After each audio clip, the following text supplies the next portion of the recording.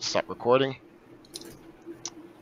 All right, so we should be back, and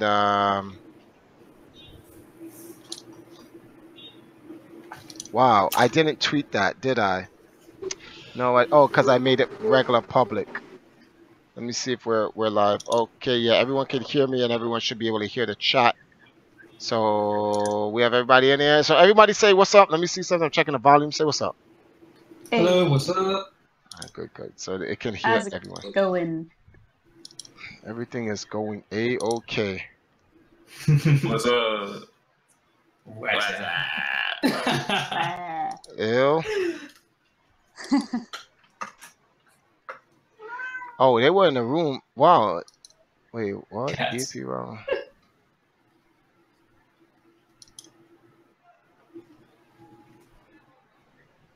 What's up, Oh. Night Assassin? They're all still in the room. I thought everyone left and it was gonna come back. Let me tweet this out. Let them know that we're hanging out. How you doing, Triforce? Shout out from Jenks in Oklahoma. What up, Oklahoma? Yeah, we back in this.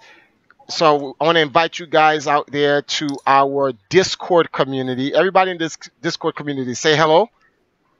Hey. Yo. There was only 3 people. What the hell? Like, can we get a better? Like, that was mad. Everyone's shy. Yeah. So we have, yes, what's the Discord? I guess, Podrin, that's your job. You'd have to put that in the room. So you'll put the Discord in the room. So we're going to hang out with you guys. We're going to talk about now we could talk a little bit more freely about the whole situation. We'll take questions from you guys and stuff like that. Stuff that I didn't really want to talk about in the podcast. I'll feel a little bit more at liberty to discuss. And we're going to have a precursor to some other stuff. We're going to have another podcast that we're definitely going to do tomorrow, I guess. Yeah. I may have a particular person on for that podcast. So we'll see. Copper, what's going on, guys? There's a lot of stuff I want to talk to you guys about, but I'm going to leave you guys with the Discord community to talk to, because I have a very important phone call that I have to take with Todd Rogers right now. So, yeah. You're not gonna fall asleep on us, are you? No, I'm good. That's why I'm keeping it. That's why I'm keeping the stream running this time. I'm not. I'm good. I'm gonna stay up. But Miguel says you have like a question that you might have to Oh answer. yeah. Miguel. Yeah. I wanted to answer a Miguel question of his. 1205. Triforce. Okay, you said you would answer my question. Oh, as in terms of go to the Nintendo Power Championship, I am retired. I'm retired. I've retired since 2015. I haven't been in a tournament since then. And I'm going to the International Video Game Hall of Fame in November. So to preserve the integrity of my me being retired and going to the Hall of Fame, no, I will not be trying to qualify for the Nintendo World Championships 2017. But a member of EMP is going for that qualification. So yeah, someone from Oblivion. Yeah, Aerial Oblivion will be going, and he will be hopefully sending these people into Oblivion. And yeah, so I'm gonna let you guys talk with the community. The community can read what you're saying, and you can hear them. So talk with them. I'm gonna mute myself on the mic and in the Discord because I have to have a conversation with one of the elder gods. A war is going on in the background, so I'll be right back. Yeah.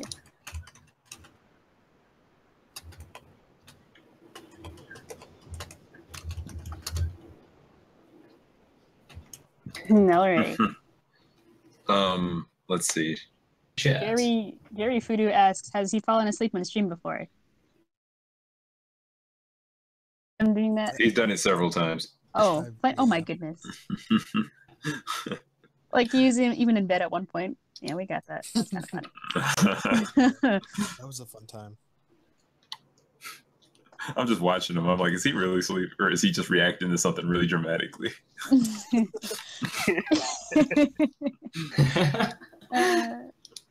he had his head cocked to the side and he had like a grin on his face, and I'm like, I've never seen anyone go to sleep happy. You ever see somebody like grinning while they're sleeping? It's like, oh my goodness. Mm-mm. How long have we been a part of this Discord? How long has this Discord been up?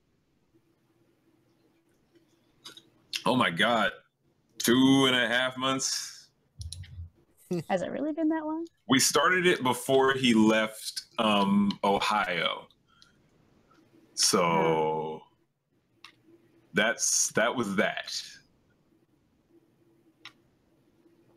When did he leave Ohio? I don't keep track of this shit. Oops, sorry.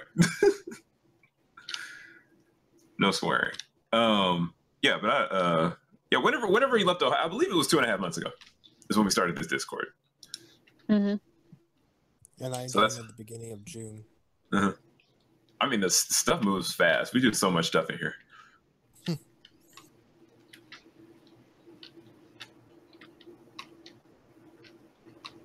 My lord. So what do you guys think of CruiseCon? I think it's kind of unfortunate that like you got everyone's hopes up, and then like the person who's helping you back you up with the whole thing kind of like just bailed on you, so everyone is kind of upset about it. Like it's just unfortunate that had to happen. Like I was kind of bummed out, even though I didn't like, pay for anything. Like kind of feel bad for the people who did, So that's kind of unfortunate. Right. Yeah, just the amount of hype that it was generating, all kind of just went nowhere. Yeah, it's unfortunate. So Triforce's whole thing is that the guy should wait a year, give people time to forget and forgive, and then try to do it again. I mean, I think we are all on the same wavelength that CruiseCon is a great idea. It was just executed poorly. Yeah.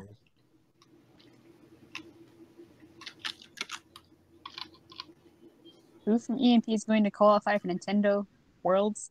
I think it's Oblivion. Arrow Oblivion, right? Yeah, it's Oblivion. Yeah.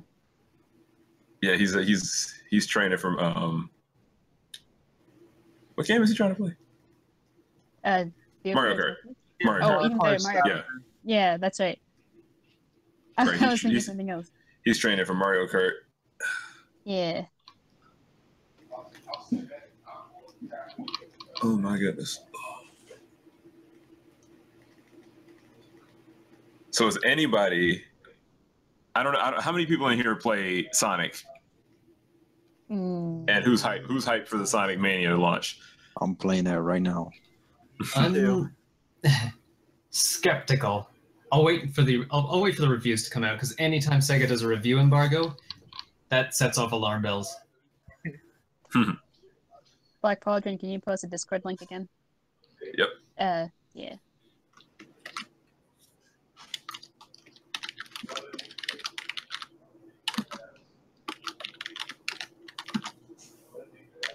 Very soft clickety clack of keyboards.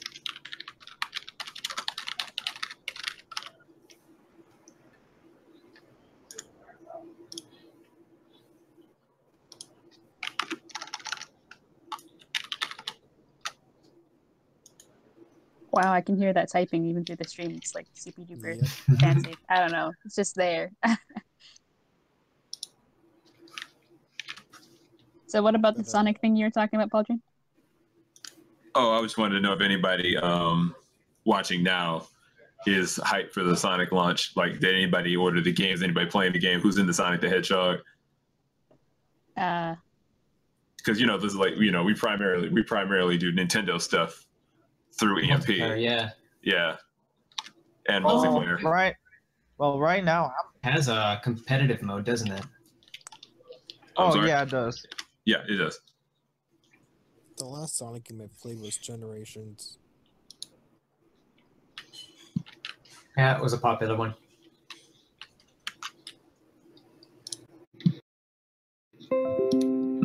Generations was well received. The day stages in Sonic Unleashed were pretty good. I hear that a lot too. I mean, because like people really want that platforming, speedy feel. They don't. Sonic's been heavily criticized for its action oriented adventure style type gameplay that they try to implement. Anything that's reminiscent of Sonic Adventure, for the most part.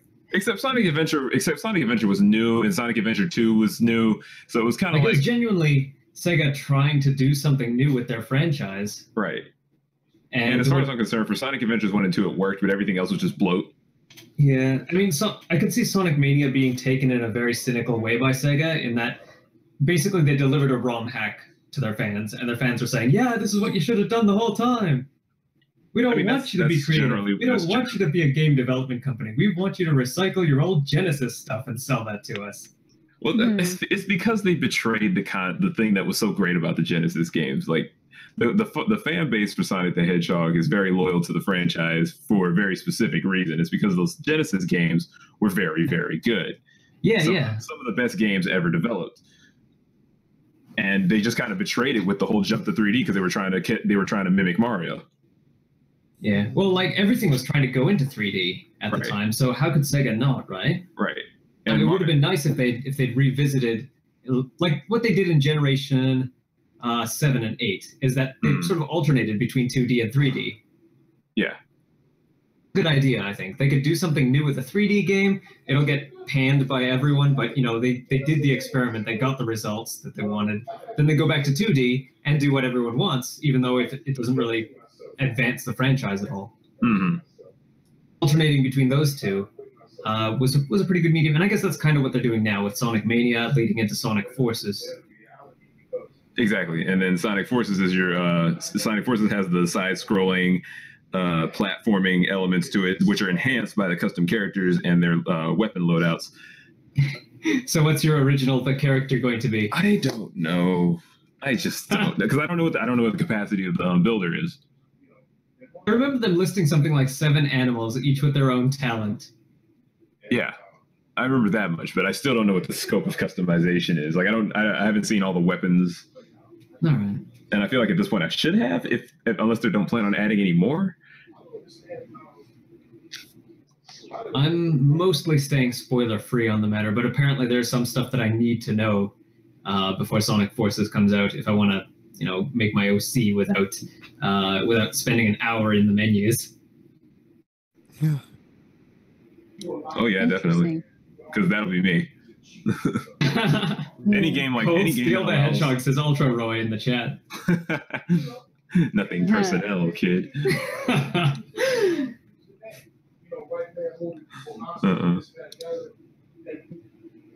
Fan fiction the game. So. Yeah, good stuff. JK Sonic 15 says I played the Rayman demo and said Nintendo take my money. And I've heard good things about Rayman, but I don't know. I feel kind of burned out on that style of platforming. Definitely overused, trying to reach out to that nostalgic market. But I don't think Sonic Mania falls into that category of games that are just trying to do this for the nostalgia. Sonic Mania is a real, what do you call it? Yeah. A real. There's only one sequel to clone. the Genesis games. Well, I'll say there's only one decent clone of Sonic, and that is Freedom Planet. So Sonic really doesn't have much in terms of competition when it comes to its particular corner of the platformer market.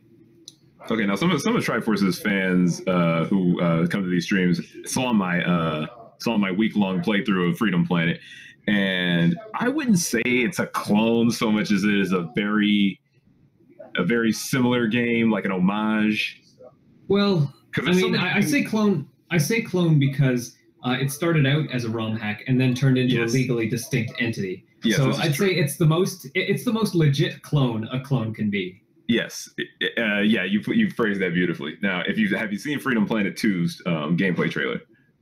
A little bit, yeah, a long time ago when it first came out. It's a totally different game. They keep a bit of that Sonic clone stuff, just because, like I said, Sonic doesn't have much competition in its particular corner of the platformer genre. Exactly. This is the same thing. This is the same thing we run into with Smash clones, where it's like we can't find a game that's its own game, but it quantifies the genre of action platformer. So we're in that situation with Freedom Planet and Sonic the Hedgehog, where Freedom Planet and Sonic the Hedgehog, as long as they can garner mutual respect for each other's identity, they become basically high-speed platformers. Yeah, and then we might see a resurgence of high-speed platformers that are legally distinct from those two, and yet can still provide competition. Exactly, and yeah, especially because I'm excited about what would happen in a competitive scene for that. Alrighty. Yay! Refresh your drinks, everybody.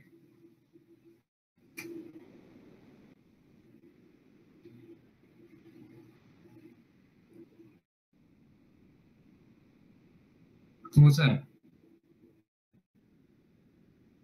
I think so. They hired one. They hired the one guy that made that.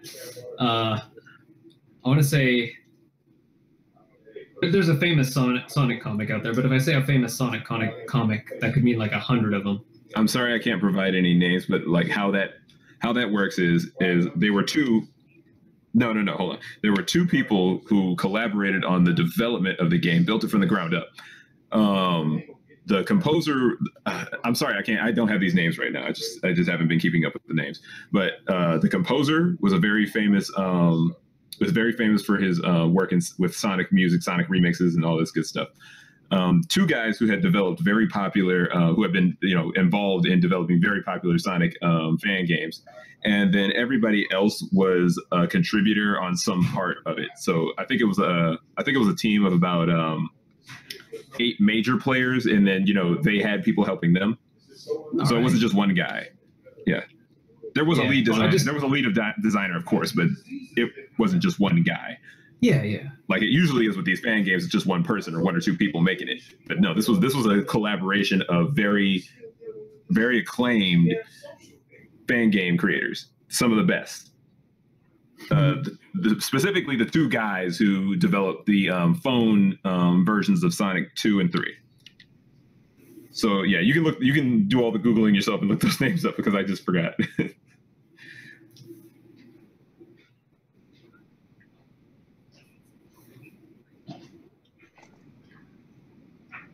Yeah, Sonic HD, but that got scrapped. Yeah, he worked on it. He worked on Sonic Mania too. He's actually the visual. He was actually the visual guy for Sonic Mania. So basically,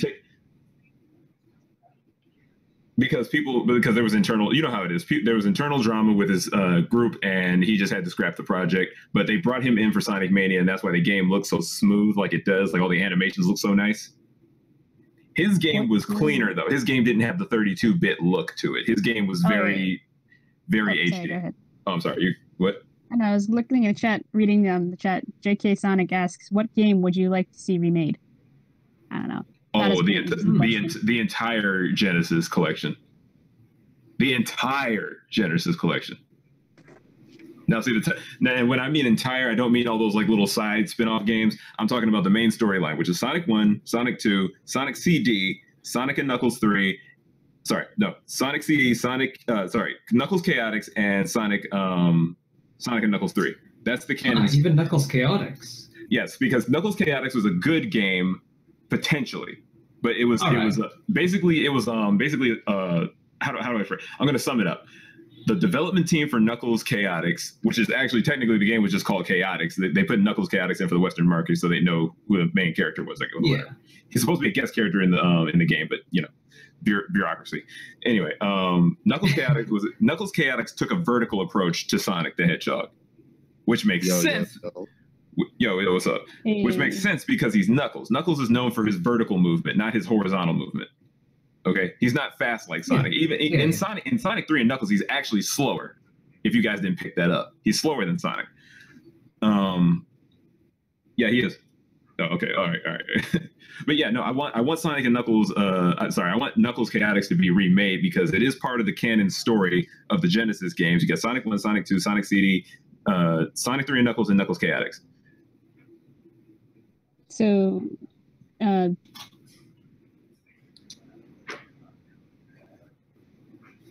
Sonic Adventure?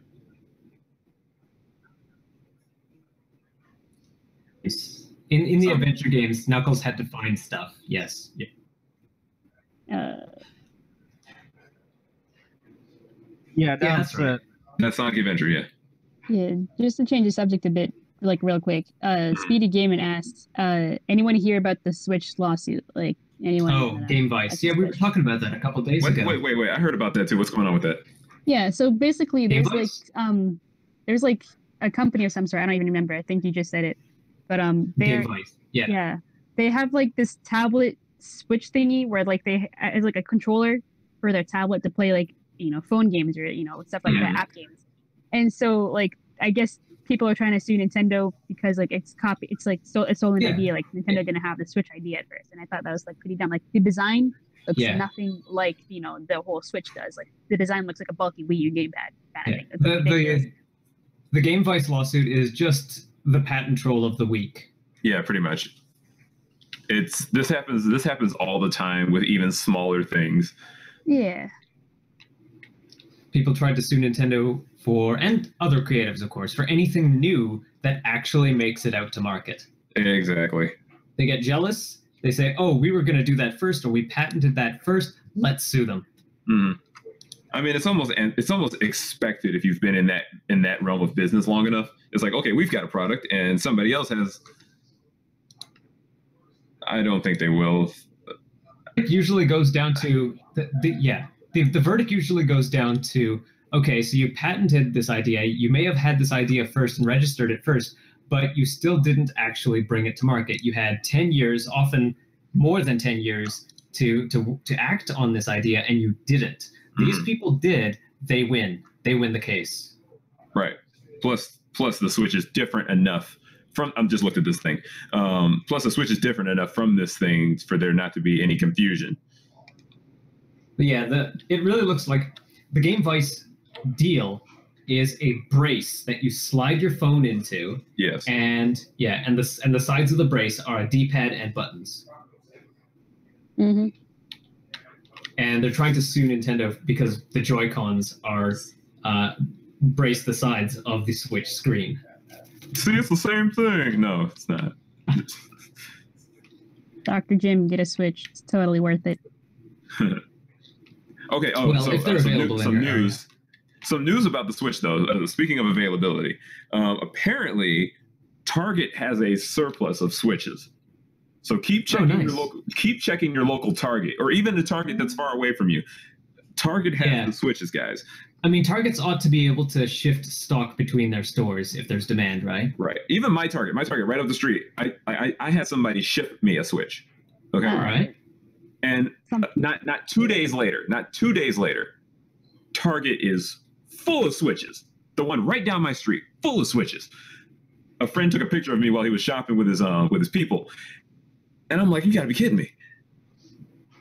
If it were happening near me, I would be tempted to just grab another one and just like start doing giveaways to grow my channel or something. Because I see people doing that. Jerry NXP. Triforce is muted because he's in an important meeting with someone else, so he's gonna stay muted for a bit, so we can't hear him. Yeah, so, there's controversy in the retro gaming world, and Triforce is the only person that can save the day. Yeah, so sorry I couldn't answer that earlier, but that's the case for now. Yeah. He'll be back. Just hanging out in the Discord community, and if anyone wanted to join us, they can. I believe so. What?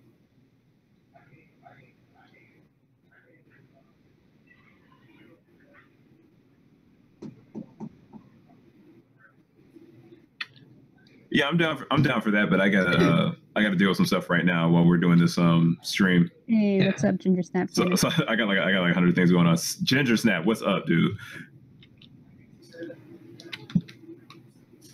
Should you get a 2DS? I personally would get a 2DS. Yes. Just because my 3DS is kind of like busted, and I needed a new 3DS, but I don't use a 3DS system, and that 2DS looks really, really nice. Yes. So I'm totally gonna get one once I get the chance to.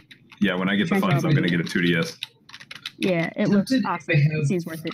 I'd be tempted if they have one that is in the style of either the original 3DS with its glossy cake-looking top, or in the style of the 3DS XL with its really shiny, like ultra-rare card-looking Yeah, exactly. I think they have backs for it.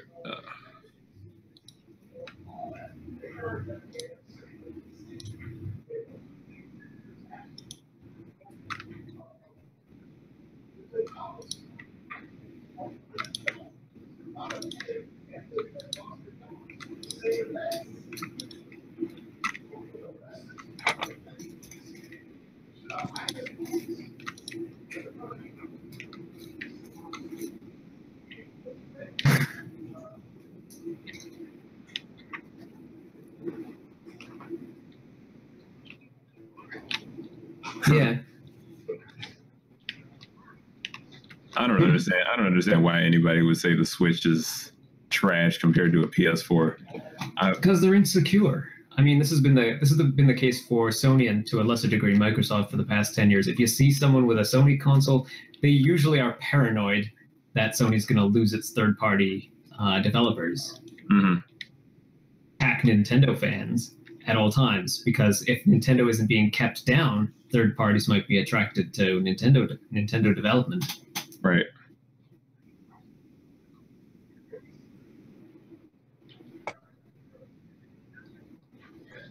Of course he did. Can we talk For a brief moment, you think that. For a brief moment, can we talk about the use of the word death in video games, like in video game anything, whether it's the competitive scene, console wars, whatever you call it? I could go on for days.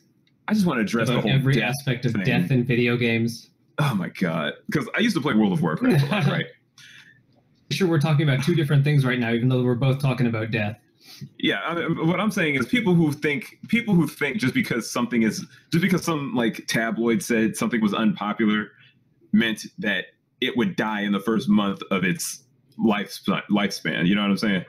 Of its life cycle. Or even if it was popular, but if they said it was dead, then people would believe it and stop paying attention to it. Right. I feel like people rely way too much on reviews and articles that just talk about things not being the way. Like, there's a lot of biased opinions that go around, and then they sway the opinions of everybody else. And it's like, but negativity gets clicks. Exactly. But I mean, it's not true though, because even those same people, because like I said, I used to play World of Warcraft. People were saying WoW was dead after the third expansion. And I'm like, dude, they still have millions of people playing every single day. This isn't dead. It's yeah. Like, right. I remember Team Fortress 2 is still alive and kicking. Sorry to cut you off again, but there is some concern in the chat as to why Triforce is muted, and I just want to remind everyone that Triforce knows that he's muted. He's just in a conversation with someone else. So, anyone who's new we is should just have joined. A bot there or something. If someone has, if someone types a message with Triforce and muted in it, have the bot just respond automatically. Triforce is muted on purpose because he's in a call with someone else. Yeah. Do we have that? There should be a mod bot. But I'm guessing either Triforce. I don't know if Zero programmed one to do that. Like I know a lot of people use Nightbot for that to search for particular words and generate auto responses. Yeah. World of Warcraft. I would love to try that game. Let me see if anyone joined.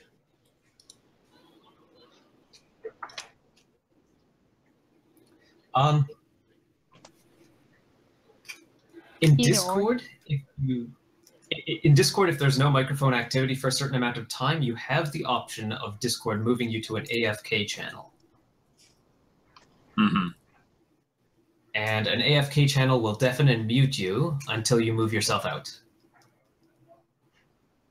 It's not a normal call. It's he's dealing with a member of EMP, a longtime member. Yeah, he is. I don't want to put any names out there. I don't want to put any names out there because it's a private situation. Yeah, speaking of the ARMS, Japanese ARMS Twitter, there's supposedly a new character coming out. Yes, oh, yes. I just saw that. It's a female character. Some kind hello, of and Terra. We don't talk about Helix. And hello, Mr. X. How's it going? Nunchucks.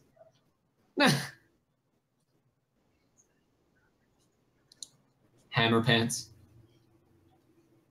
The parachute pants? He said that rappers used to wear.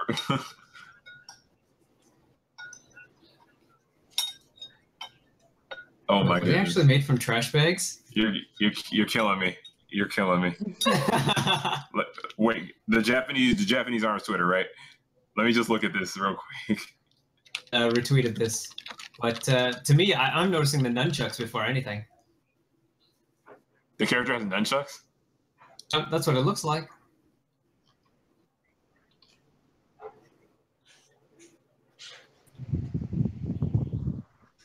Just look at them. First thing you see is these spinning nunchucks. Yeah, okay, so the kind of pants you're talking about, the brand was called Zubaz, but they're just parachute pants. I used to love using the nunchucks. Like back then, I don't know if like you guys know this, but I used to be like super duper into martial arts and taekwondo. And one of the requirements for getting my black belt was to learn how to use a weapon. And at the time, we only had the opportunity to learn nunchucks, and that was like super duper fun. So you and I like, have something in common. Yeah. No. Like the only option we got was nunchucks because our teachers didn't want to teach us anything else. Like I read requirements from other taekwondo areas, and they got other options, whereas ours is only nunchucks. So I mean, it's not bad. It's like you're required to learn how to use a weapon, and we're only taught how to learn now. Nunchucks are pretty cool though. Yeah, they are. Like once you know how to use nunchucks, and you like swing them around, and people think you're like the coolest thing on earth, but like you're really not. Like there's a little there was a video you could find somewhere about Bruce Lee playing ping pong with nunchucks. It's fake. Sorry, unfortunately. He's talking about Kung Fu, right? With a sword. All right, so there's a lot of people in the chat asking for the Discord link or like Discord community. But I mean, isn't it in the video description? No. Huh. It should be, but it's not. Hang on, I'm gonna post it in there for you guys in just a second. If y'all join the Discord though, be sure not to swear in the voice chat, please, and thank you. Yeah, Jaheim, swords are overrated. I mean, I would love to. I went to actually at one point we invested into some like swords, like foam swords or swords with like foam padding on the side. I thought it was the coolest thing ever. Like we had Kendo? like little yeah, like Kendo, pretty much. Like And so like we had little tournaments, or not tournaments, but like competitions with them, like with like sparring rules or something like that. Like if you get a hit on someone, then like that's the end of the match, and then like you get 1 point, and then you keep on going. The first one to like 5 or 10 points, wins that match. You're talking about Chambara. Oh yeah, there you go. That it's becoming more popular. Yeah, I loved it. I wish I could get back into it. Like that was the competition of physical activity. That was my And the only thing I don't like is that the swords are very flimsy. Yeah, they are.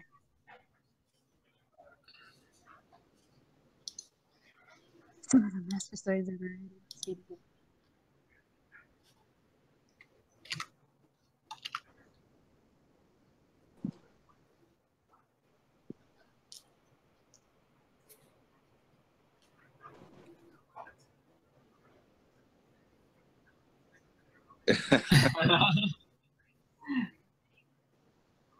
And were you?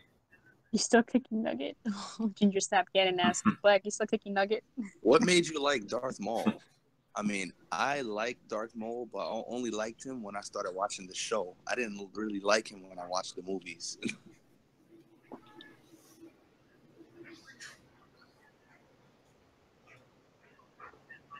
It was yeah.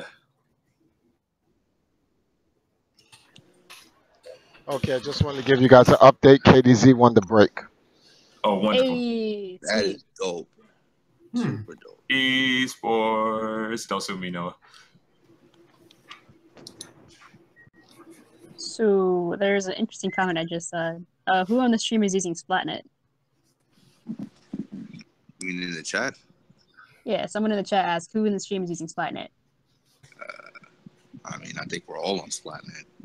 Yeah, I mean, Splatnet is actually pretty cool. I've only used the voice chat only once, but I mean, it wasn't as bad as I was expecting it to be, and it can only be used with friends in like private battles. So like the chat kind of works really well, better than I thought it does. But then the other thing is that the clothing, the gear that you can buy and everything on there is really neat as well. Like I've found myself buying gear while playing video games, or playing the game. Like every time I die, I check out what's up and I just order a gear and like get it after I come out of the battle. So and it's nice to see your progress. Sorry, I didn't mean to cut you off. No, it's all good. It's all good.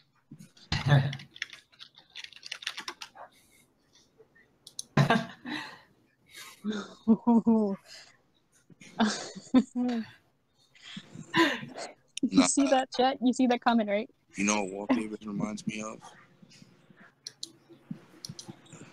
Oh, God. Y'all know about My Nintendo, right? Yeah. Yo, My Nintendo is...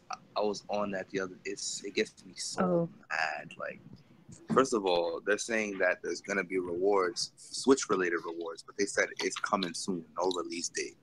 Then, yeah, I think it was the Switch rewards were going to be like... are going to come out at the same time the online thing comes out. That's what I think, at least. I'm not too sure. So I'm like, oh, that's dope. I'm gonna just save my points until those stuff comes out. But your points expire. Yeah, so bull. I'm like,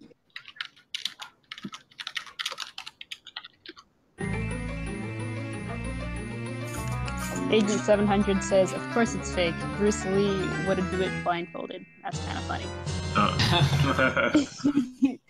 Hairdo donated. Hey.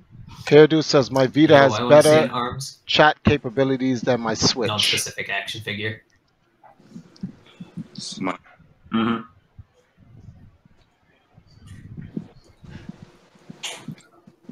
I want ARMS to implement a custom character mode. I want them to let you wear pants. Cauldron, is that your alternate account? That's when the expansion Legs comes out. No, that's Ginger Snap's alternate account. Oh, okay. I had a feeling it had to be one of you two. Oh, that's kind of dope. Oh wait, someone in the chat said, "Could you guys introduce yourselves? Can you all present yourself?" I'd like to hear you guys. Everyone knows who I am, so you guys go. Black Pauldron. Who doesn't know you? Yeah. Alphabetical order? Sure. Am I the... Oh, okay. Yeah. Alphabetical order, forget that. You're not in alphabetical order, Jaheim.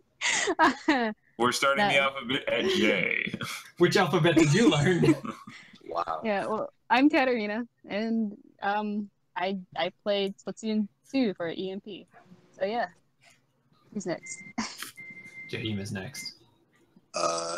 My name is well, my real name's Brandon. I don't really mind if you guys know my real name, but I go by Alpha, and I play Splatoon for EMP. Nice. I don't hear your voice very much, Alpha. That or I'm not around when you talk. Oh, damn. Pauldron, tell us about yourself. Okay, I am Black Pauldron, the man in the mask. I make little silly videos on my channel. I also love Steven Universe and Guild Wars 2. I am currently training in ARMS.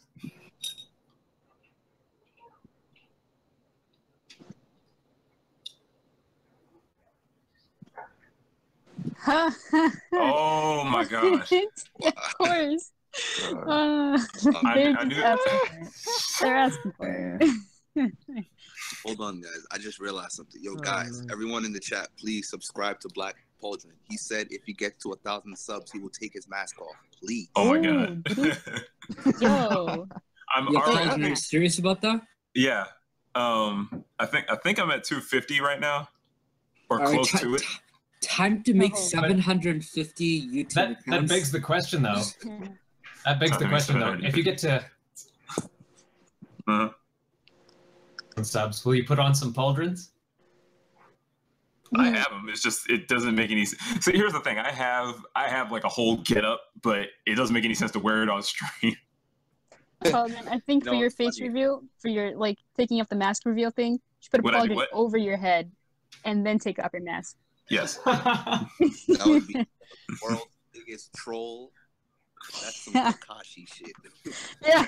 Or have another mask under your mask. Oh my god.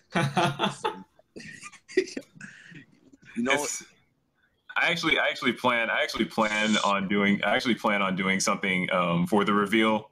It's not gonna be what you think. Like, don't try to anticipate it. Oh. You won't know it's coming. I do. Darn. Every time I picture him talking, it's always with the mask on. No.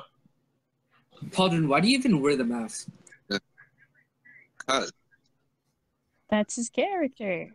I never told everybody the story of why I wear the mask in the first place. I don't know about it. If you don't. No, actually, no. Oh man, I don't know if I should save that for a stream. I don't know. Probably not. You can save it for later. It's that too. I mean, if you don't want to say it, it's fine. No, I mean, I'll say it, but I don't know if it'll be as effective here as it will, because like I don't know. Oh, I don't have really, acting. JP, can I get a prayer for? If you want to say during a stream on your channel, I'll wait.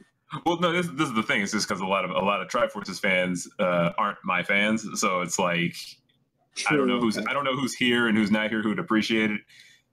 I mean, Triforce's group of subscribers knows me, but I'm not. I'm probably not their cup of tea.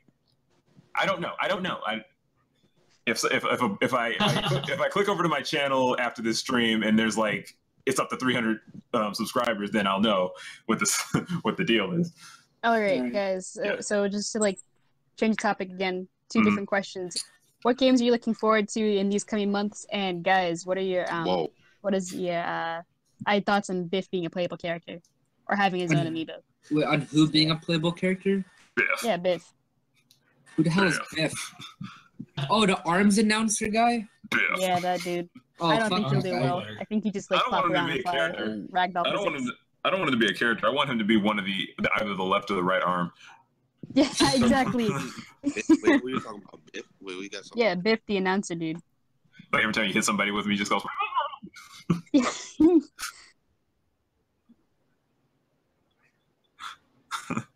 As far as all I want is for Biff to have a voice. That's all I want. I mean, he had a voice during the test punch. He had a voice during the test punch. He had a voice. So where does voice go? Exactly. What?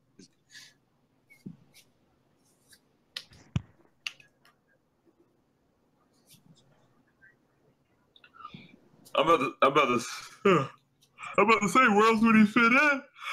He's an announcer. Hey, yawning on stream.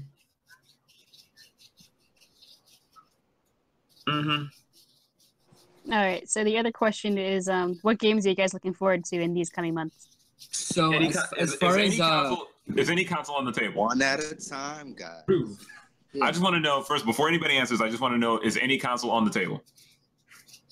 I mean, I don't see why not. Go for it. Okay, whatever game you're excited for. I'll go last. Somebody else.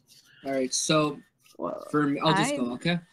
Oh, so for me, a lot of the big games for this year kind of already came out in fall. So as for what's left, it's really just Xenoblade Chronicles 2 and Mario Odyssey. Those are really the only games left that I'm excited for. Yeah, to be honest, I'm actually pretty excited for Xenoblade, as well as Monster Hunter. Go ahead, James. Sorry.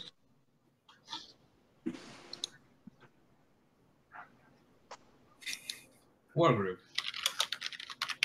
Yeah, that was announced early on. Discord link. It was a bit like Advance Wars, right?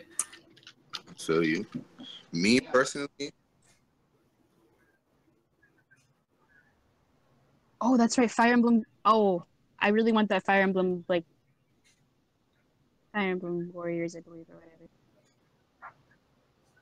Yeah, Fire Emblem Warriors. There you go, Speedy Gaming.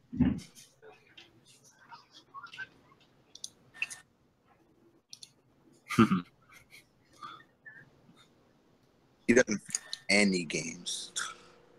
Finish Undertale. Oh yeah, Undertale. I'll give him that.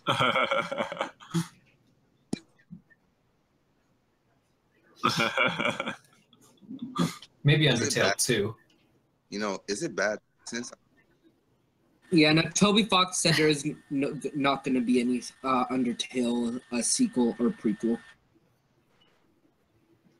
Personally, if people want more of that kind of game, someone's going to come up with it. It may not be the same guy. It may not be the same. So yeah, a prequel. I'm not saying that it'll be a direct sequel or prequel. It could be a game set in a completely different universe with similar gameplay. Mm-hmm. But I mean, like at that point, you might as well develop a whole nother game. People wanted Sonic and they got Freedom Planet, that kind of thing. Yeah, exactly. See, yeah, that's yeah. But okay, so who's next?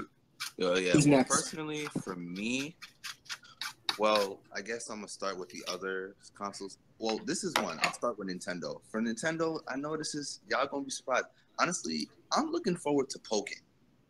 Pokken Tournament, yeah.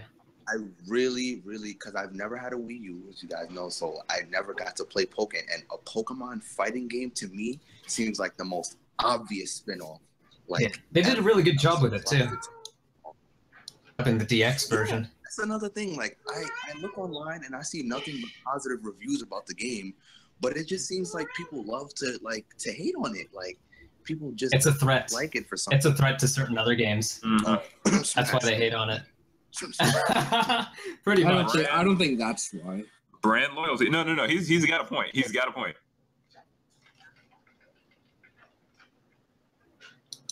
That does take effort away from Namco because they're the ones building it. We need another Discord link in the chat. Okay, here it comes. So let's see. I'm excited for Pokken a lot, and I guess another game I'm excited for beyond that would just be Mario Odyssey and the next Zelda DLC. I'm not gonna hate on anyone who is looking forward to it, but I'm not really interested in Xenoblade. If anything, if that game has a good story, I might pick it up. Because it's just the gameplay doesn't amaze me. But anyway, aside from Nintendo, I'm looking forward to Destiny 2 a lot because I used to be addicted to Destiny. And I'm going to be honest, Destiny is a gambling simulator. It's legitimately addictive. Just RNG and all that. So I'm looking forward to Destiny and I guess Assassin's Creed Origins. Because that's a good one. See, the reason why is because because that game looks completely different from any other Assassin's Creed, and I did not really like the other ones. So I see this one, and I always liked the concept of the game. It's just the gameplay was always what drove me away. But they're bringing an entirely new combat style and all of that. So I'm just like, so that's going to be my first official Assassin's Creed pickup. But aside from that, I mean, for 2017, that's pretty much it. There's not really much else coming out this year. If we're talking about following years. Alpha. No, they're not. I'm looking forward to a lot in the following years, but 2017 is more or less done. I've so far enjoyed everything that is I've got a pretty large lineup on the Switch right now, and I'm planning on picking up the big flagship titles for each month coming up in the rest of the year. The one that people haven't mentioned so far, and the one that I've been looking forward to the most, actually, I've wanted a Mario tactical RPG forever. So I'm looking forward to Mario and Rabbids Kingdom Battle. And it looks like David Soliani, he's put a lot of heart into this game, so it's looking like it's going to be much more than the initial announcement gave away. I don't understand that. I don't understand that game at all. Because from what I'm looking at it, is it like what you call it?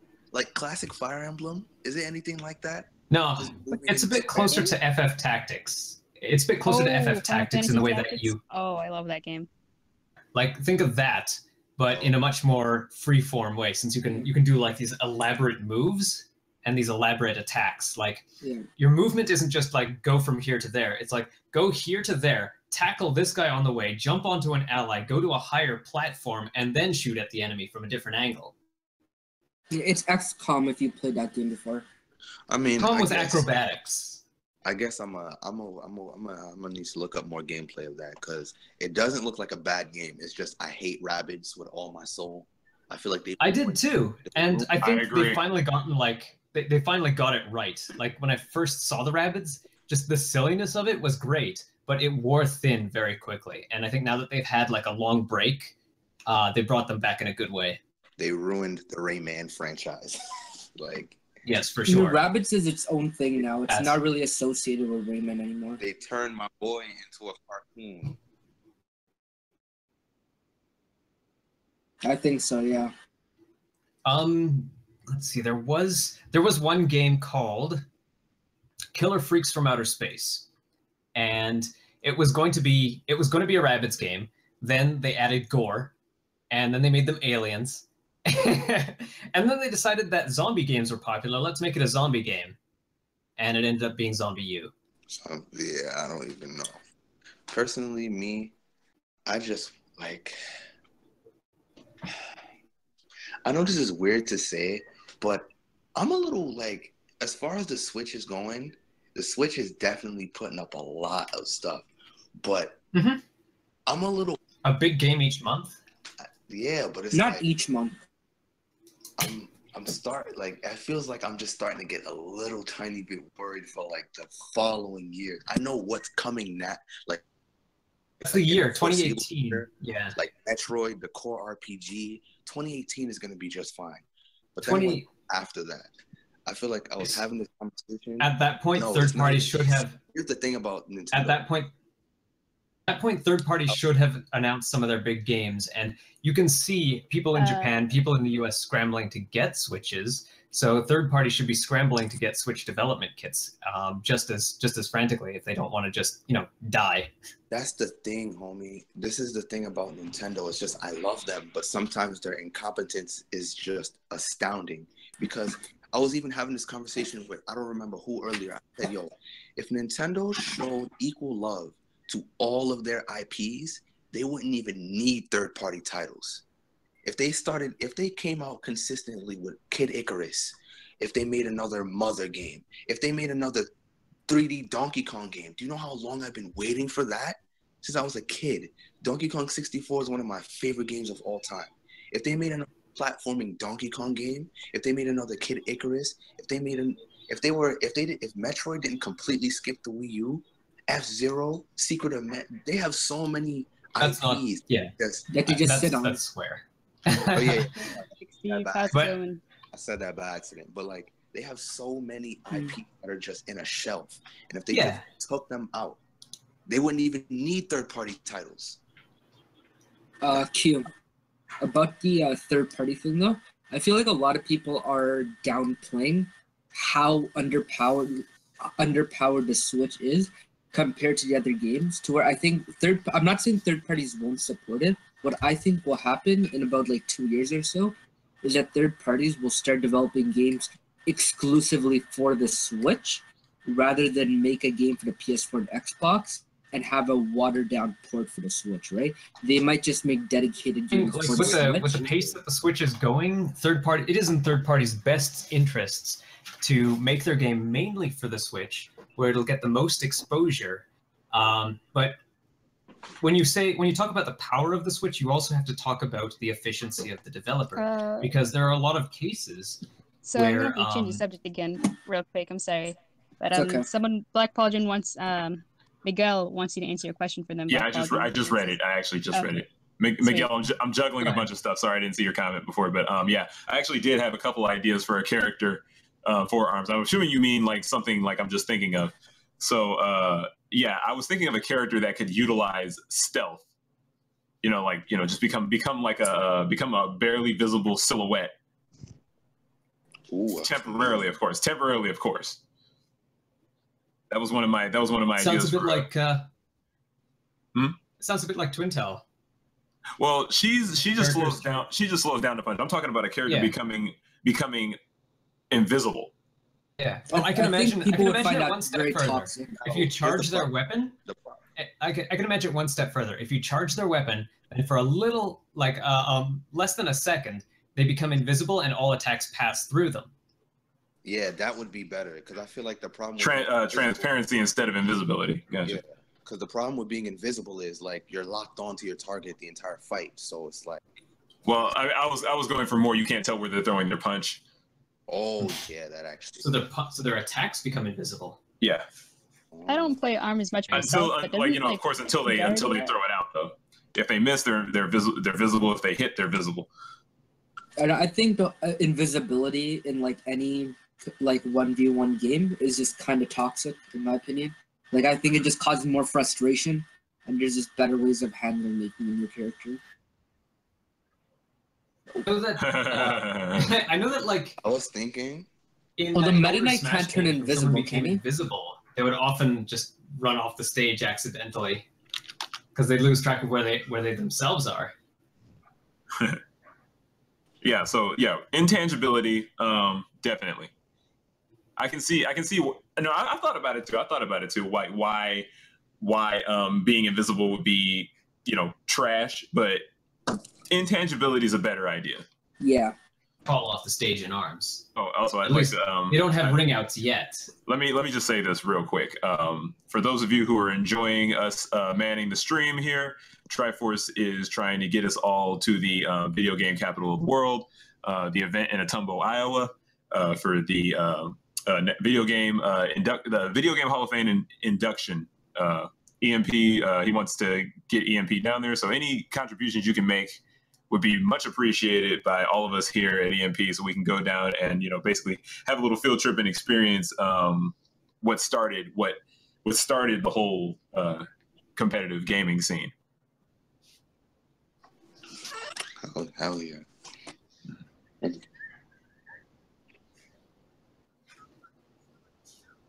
I don't know. I didn't hear anything about probably Stardew change the Valley. subject because we got to interact with the chat a bit. Maybe. Oh, and one more thing about the arms question. I had two concepts. I had the character who could become invisible. I also have I'm strongly supporting this theory. This one seems more viable to me, that there's going to be a character that has their arms as legs. I was thinking, and they do a constant handstand. So like they're walking on their it's hands, kind of a thing. They might even walk on their arms. Think about that. Think about how much dodge ability that character would have. A gorilla character. Yeah, someone that swings or something like that. Like they could shoot one arm in the air, swing from the ceiling, and then punch you, and nuts. Like I had that whole thing, but I'm strongly in camp that there will be a character that kicks. And what if when they jump? It feels like that would be... their arms turn into like helicopters. Yeah, something like that. I didn't think that far ahead, but Nintendo got it. It feels like that would be a category, that would be a category of character, not just one character. Well, see, like Jaheim said about Helix. Helix plays differently than any other character in the game. Yeah. Even Bark and Bite have similar play styles to other characters, but Helix is completely different in the way he moves. So I'm thinking the leg character would also be very unique in his movement, which would put him in the category of Helix, which would be like the kind of oddball character. For some reason, I'm imagining something like Street Fighter 3's cast. Yeah. Where it's like, it's hard to remember anyone who was human. Everyone had such weird shapes to them. Mm-hmm. Right? In Street Fighter, especially, because my favorite Street Fighter of all time is Street Fighter Third Strike. There was this character. Yes, the best one. Oh, hell yeah. I forgot his name, but he looked like I'm really hoping that a new Street Fighter would be in that hand-drawn format. Like, I'm still hoping Street Fighter Alpha 4 happens, and they do, like, smooth hand-drawn animation. I think they've moved on from that. Alpha, if they have an animation studio at Capcom, maybe they could try it. Even if it's not Street Fighter, just some new fighting game. It would be nice. The guy with the metal face, and he looks like a detective. Oh, Q. All right, just to change the subject again. Sorry. Question from Ants Gaming 02. Have any faith in the new Smash game, or do you guys have any faith for a new Smash game? Well, somebody over here thinks they're never gonna make another Smash game again. Oh, yeah, I believe they will make another Smash game. That's just me, though. Look, I'm gonna be honest with you. Until an announcement happens, I don't even want to discuss a new Smash game. There's too many other games to pay attention to. I agree with that. Exactly, because there's not gonna. Well, releasing a Smash now would not really be the best business decision for them. But also, aside from that, I feel like they can't be another Smash. Look at Smash; they've scraped the bottom of the barrel. Who else are they gonna put in this game? Anybody? Exactly. No, hold on. They said the same thing. They said the same thing with Melee, and then Kid Icarus all of a sudden, out of nowhere, Kid Icarus comes out. If you want to talk about a new fighting game for Switch, an upcoming fighting game for Switch, let's talk about Pocket Rumble. Well, real quick, I do want to give my opinion on this. I don't think we'll see a new Smash game before Smash Deluxe on Switch. I think that's my personal belief. What I think is that there will be a Smash game on the Switch, but it won't come out till after the mainline Pokemon game. And it's going to be a brand new Smash game. Because the problem is that Smash will overshadow any IP they come out with. Yeah, so it has to come out after the mainline. The doors will close on experimental franchises. Exactly. So 2020, 2021. It will. But yeah, it's sad though, because like I said, Smash is actually a very, very ideal game for the Switch, especially because it doesn't require split screen. So you can play 4 people Joy-Cons, you could play tabletop mode and it would still be a good time. Yes. See, this is what I'm talking about. This is exactly what I'm talking about. Fucking genius. Sorry. Yeah. Sorry. Yeah, Alpha. Now that you brought it, the passion. Swear jar. Alpha. Smash game.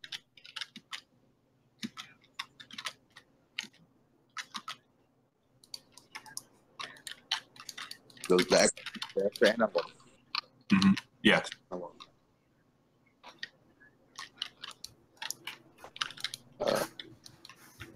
Now, see, you know what's nice about the Joy-Cons? Just playing off of that a little bit. You know what's nice about the Joy-Cons? Nintendo always comes out with some kind of funky controller, but the Joy-Cons are so adaptable to things. They're like add-ons to stuff. So, like, let's say Nintendo wanted to come up with a first-person shooter that wasn't, that didn't have anything to do with Splatoon, or even Splatoon. They could do a deal with Nerf and just create like a gun that has the Joy-Con snap onto them, and you can just play the game like that with motion. True. Like a Wiimote. I want to make 2 points, just 2 points. Yeah. All right, first things first, to the Smash issue that was already resolved. You guys want a Smash game? Get Brawl Out. Brawl Out is a new indie title that it was Smash's fighting style, and it actually looks really solid with unique characters and everything. People are going to call it a Smash ripoff, but Googling it comes to a point where it's just like, if we're going to use every game that just uses that engine as a ripoff, like I said, it's an indie title. If you having some Smashness, if you feeling sick in need of Smash, just look into that game. Secondly, that thing you said about the 2 analog sticks for the Joy-Cons, I actually second that. I do think that they're gonna do that. You wanna know why? Because remember, the first trailer for the Nintendo Switch, they showed people at the park playing NBA 2K with 1 Joy-Con each. Yes. Now, I don't know if you guys play 2K, but I have 2K on my PlayStation. I'm telling you right now, 2 sticks need to be had to play that game, because the left stick you move and the right stick you dribble. So when I saw that, that really, I was like, what? That's crazy. How did I play 2K? How are you going to play 2K with 1 stick? It doesn't make any sense. Possible. So I do think that they are going to do that with the Joy-Cons. Alrighty, so I could imagine put a another link in Super the Discord in the chat again, because there's some people asking for it. Yes. Here it comes, guys. I could imagine something like an optional Super Joy-Con, where you basically take the Pro Controller setup and shrink it down to Joy-Con size. No, I think that'd be way too awkward. But that'd be an option. That would not be a. I would just love to see I would love to see a proof of concept of it. That would just be interesting.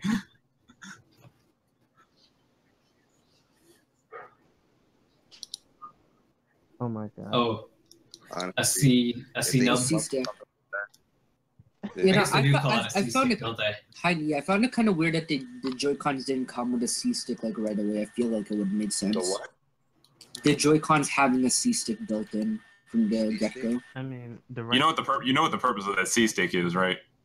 Camera. Yeah, see, that's the thing. Though. If you use the grip, you have all those buttons available. You're not missing anything. It was the same thing when Nintendo came out with the first Pro controller, and the C-stick was basically just another analog stick. Wait, Angel just said in the Discord chat that you can play 2K with 1 Joy-Con, bro. Yes. You can. Not with 1 Joy-Con. I don't know about that. Well, maybe you can, but like not a lot. Are they really? I could imagine if that's crazy. if I mean, you said that the second stick was for dribbling. The second stick was dribbling. Plus, how do you do that? Do you just press down on the right stick while you run? No. No. Well, see, this is how it is. Basically, right? It's actually 2K is actually very in depth.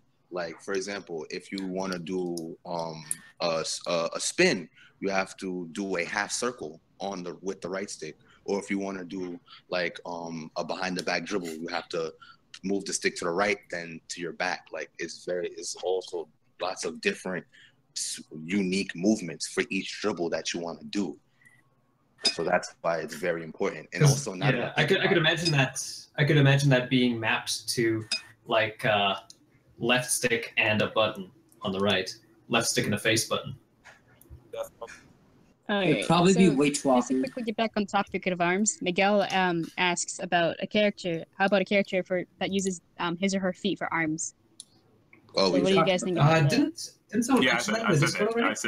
Okay, my bad. Sorry. Yeah, we talked about that. We basically their movement would be very the consensus is basically their movement would be very odd, like Helix. Whereas Helix doesn't have a jump, he just kind of stretches his body left and right and up and down. Right. Yeah. So their natural movement would be very awkward. Right. But they would kick. They would kick as opposed to throwing hooks and jabs and straights and all that.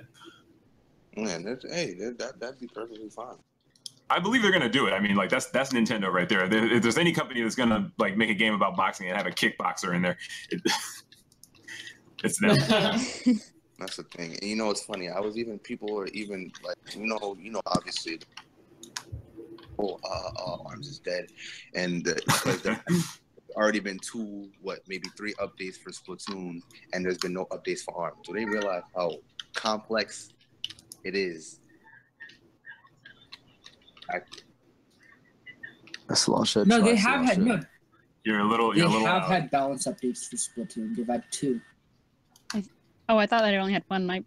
Oops. Oh, they might have. I thought they had 2. I could be wrong. I mean, I'm not too sure. Like.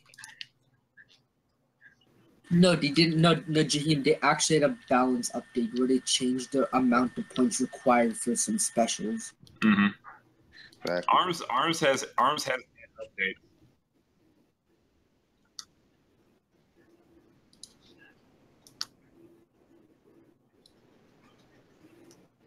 Yeah.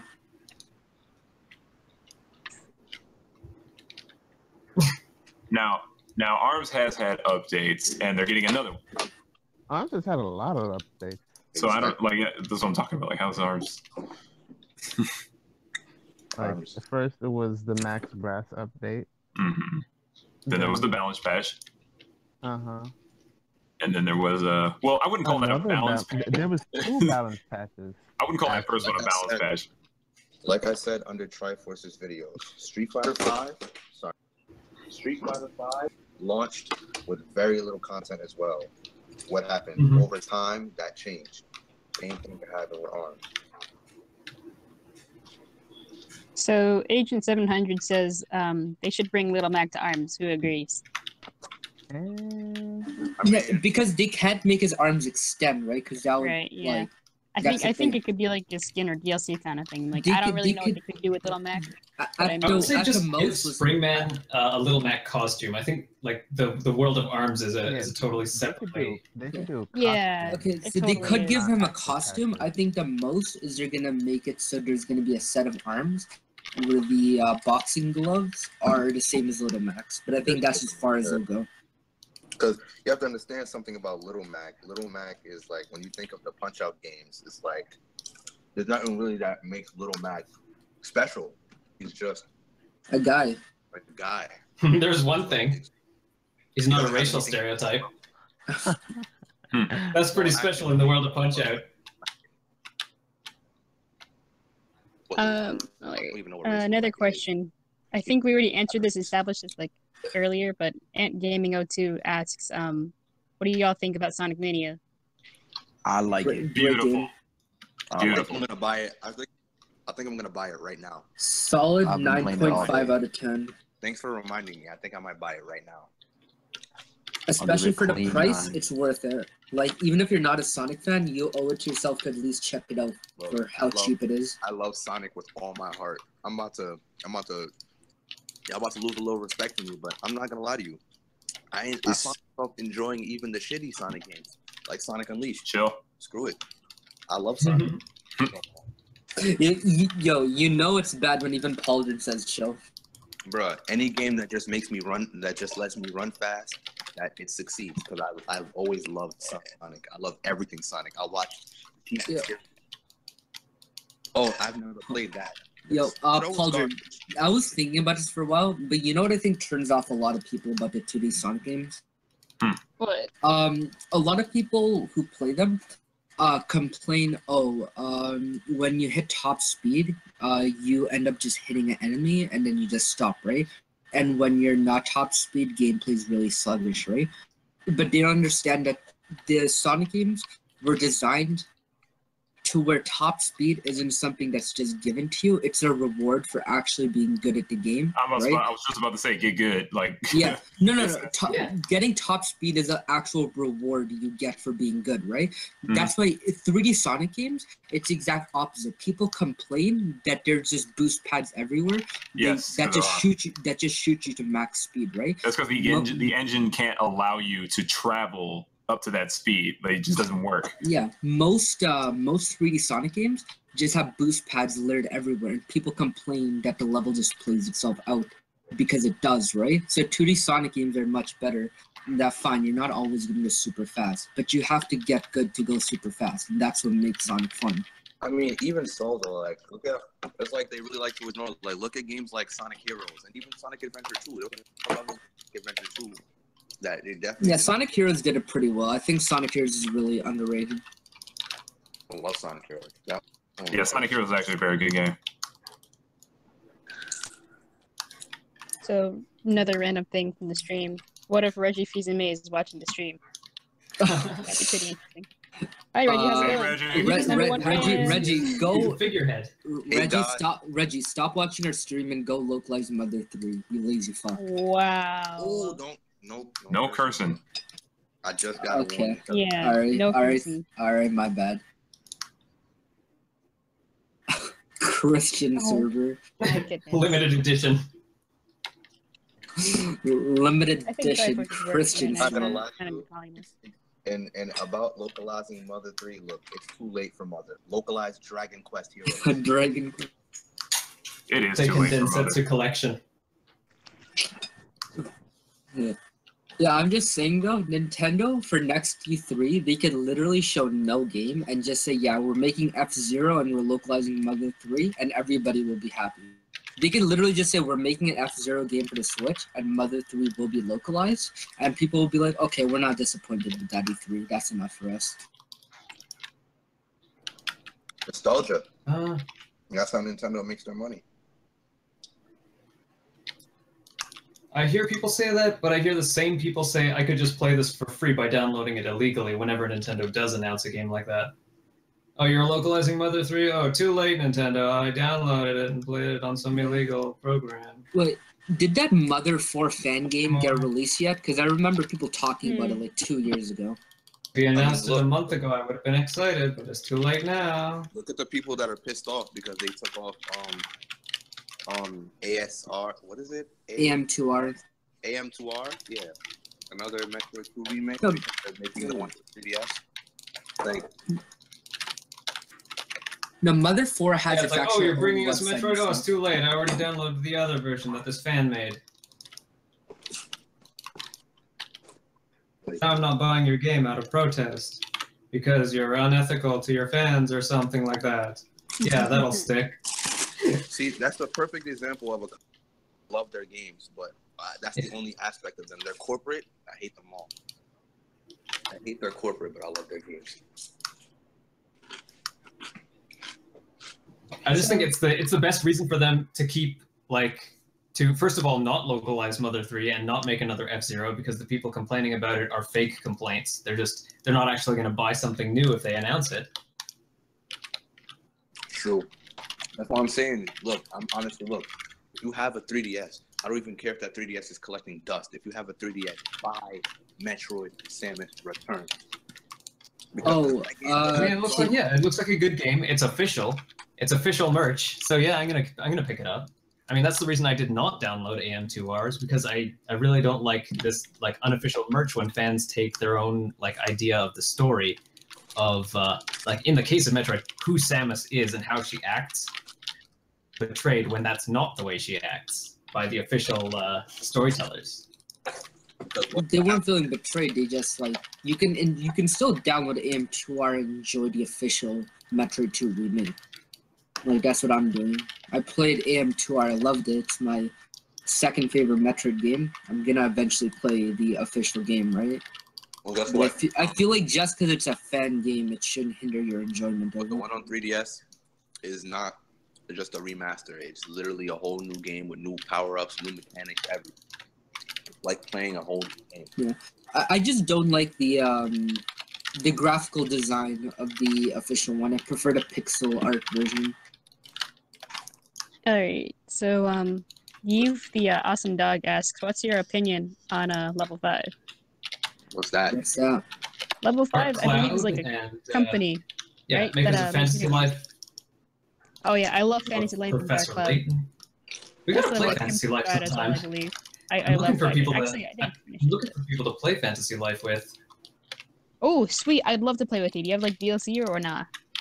Yes, I have the Origin Island DLC. Wait, Darn, I could download that then because I can't play with you unless I got it. But I love Fantasy Life. It's like super duper adorable and super duper grindy. It's like my favorite thing.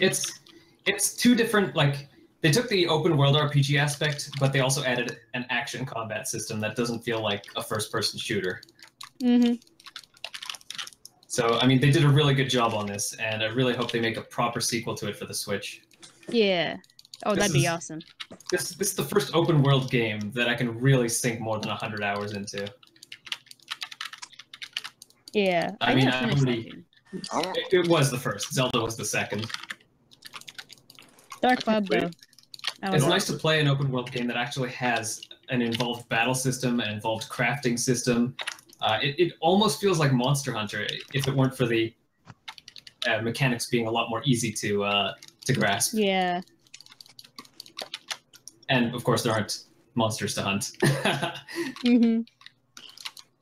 Dragon, if you're really feeling brave. All right. So Miguel says the lore of Splatoon. Oh, sorry. Go ahead. You were gonna ask.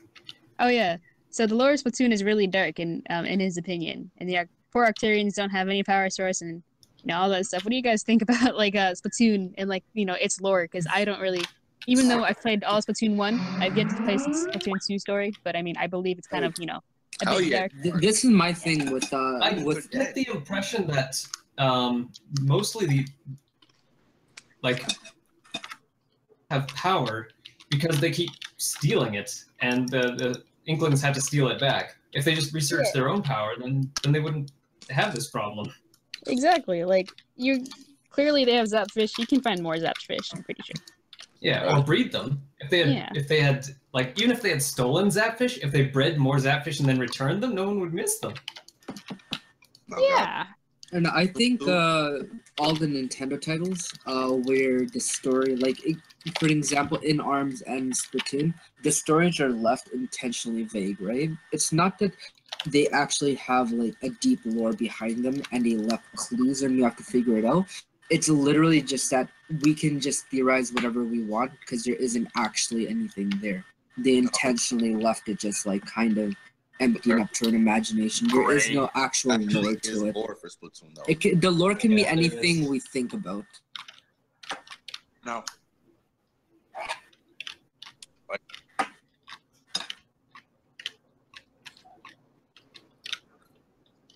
Like rising sea levels, humans are dead, Inklings evolved, right? Wasn't that? Yeah. Now, both Splatoon games. It's not like the developers actually have a whole story they're keeping hidden from us. Both of the Splatoon games, Nintendo traditionally, they've been delivering most of the lore through out-of-game methods like YouTube and Tumblr. No. Not really. There's two things that can kind of confuse me about the Splatoon 2's story, because then again, like I said, Splatoon. Here's two things. One, if the Octarians are the enemies, why is Marina an icon? She's an Octoling. Right? She's an Octoling. I mean, she's different. Octoling. But I've fought and killed Octolings in the story mode, so it's like if we're at war with. Well, you didn't extinguish them. I don't think the bureaucracy is. I don't think the for one race thing, I don't think you killed them, and for another, I don't think you extinguished them.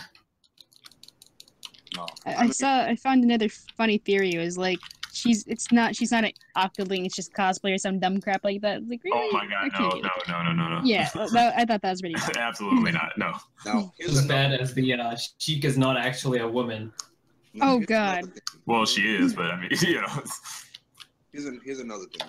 See, it said that the humanity was wiped out because of the rising sea levels over 100 years ago. That's dark. Right? But you see that cat, the big black cat that decides the matches? he used to have a human owner. How is that possible? It's because. Oh, sorry. Go ahead. How is that possible if humanity? Well, they probably were bred. They probably went into an endangered state. Humanity probably didn't just get all wiped out at one time. You know what I mean? Well, the reason for that. I'm sorry. Okay, go ahead. I was gonna say, like, the reason why the cat is still alive is because the owner put him in like some sort of chamber of some sort. And I think that either it was like to multiply him, or it was to either like keep him safe, or I don't know, some kind of like sleeping state. I forgot like the exact reason, but that's why he's around. Yeah, it was put into cryogenic sleep for 10,000 years. Yeah, there you go. I don't know how little Judd came around, but that's how big Judd is. So, yeah. Funny. Yeah. Well, that's good to know. That's good to know. When it was implied that Judd was the last cat, and the last human basically put him into stasis for 10,000 years while the world was dying around them. Are there 2 Judds? There are. Big There's Judd, Judd and Little Judd Jr. Yeah. Or Little Judd, yeah, that's it. So, since we're like so far behind in comments, there's another question from Ant Gaming 02. What do you guys think about Super Mario Odyssey? Will it be amazing or will it be terrible? I think it'll be the most refreshing of the Mario. Because like, here's the thing. My whole thing is that all the Mario games follow a very strict formula, but I think Mario Odyssey is going to break that formula slightly. Like it's gonna put a dent in that formula a little bit.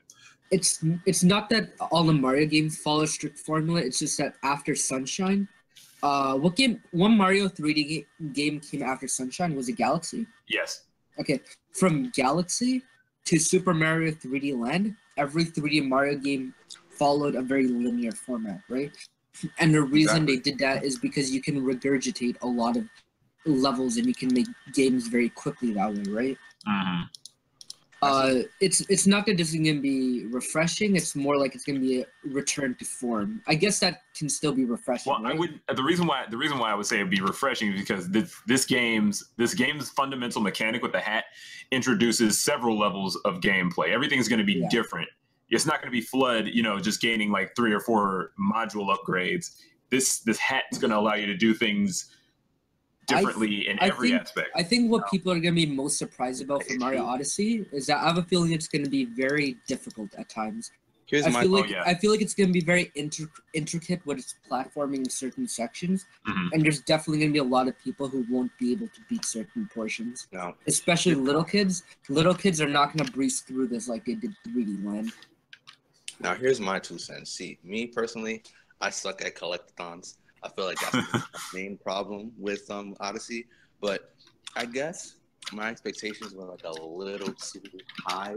It does still look like a great game, but it wasn't what I expected. Like, you were right though, with the past, the 3D world and stuff like that. I feel like they really stumbled with that game because that game had literally no innovation. It's more or less a port from the 3DS one. The 3DS one was great because that was the first one we've seen. But when they bring 3D World, it's like we already have 3D Land.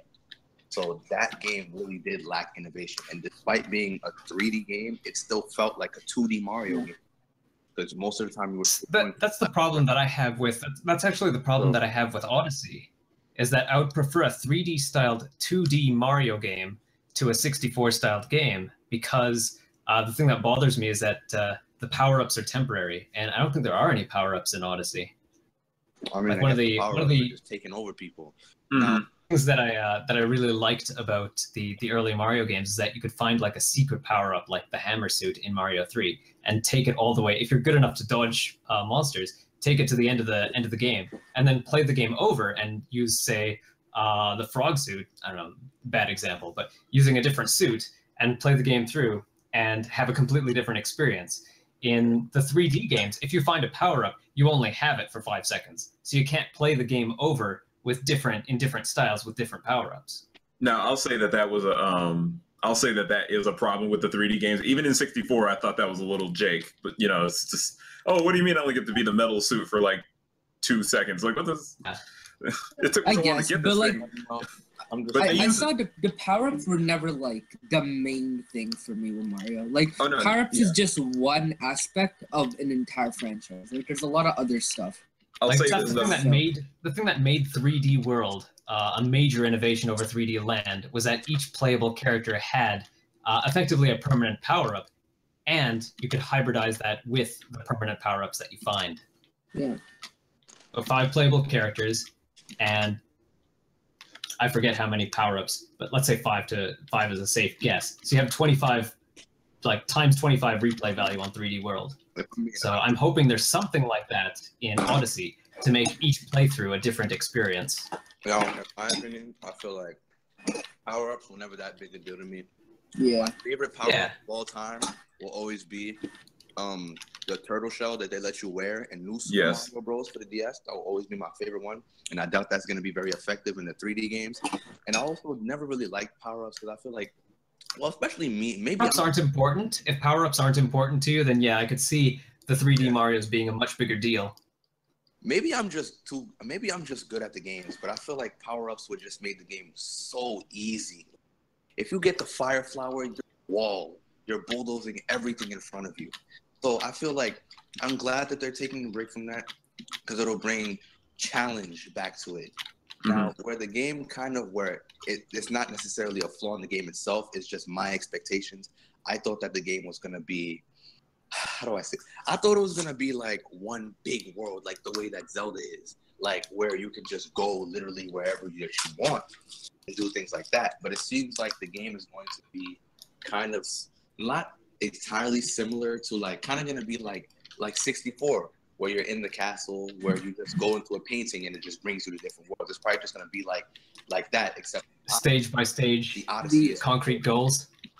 Well, Mario has always been stage oriented. Alpha, about that, I think it's gonna be because the way they described it at E3, so it's what they're calling them are kingdoms, not worlds, right? So I think the levels are gonna be more open than, for example, Sunshine, where you find a portal and then you just go into the portal 5 different times with a different challenge each time, or the paintings in 64. The way I think it's going to be is literally you go into a kingdom, and then from once you're in the kingdom, you can just walk to any part of the kingdom, right? And you will just find the stars in the kingdom as you explore. It won't be segmented. I think it's going to be very free-flowing.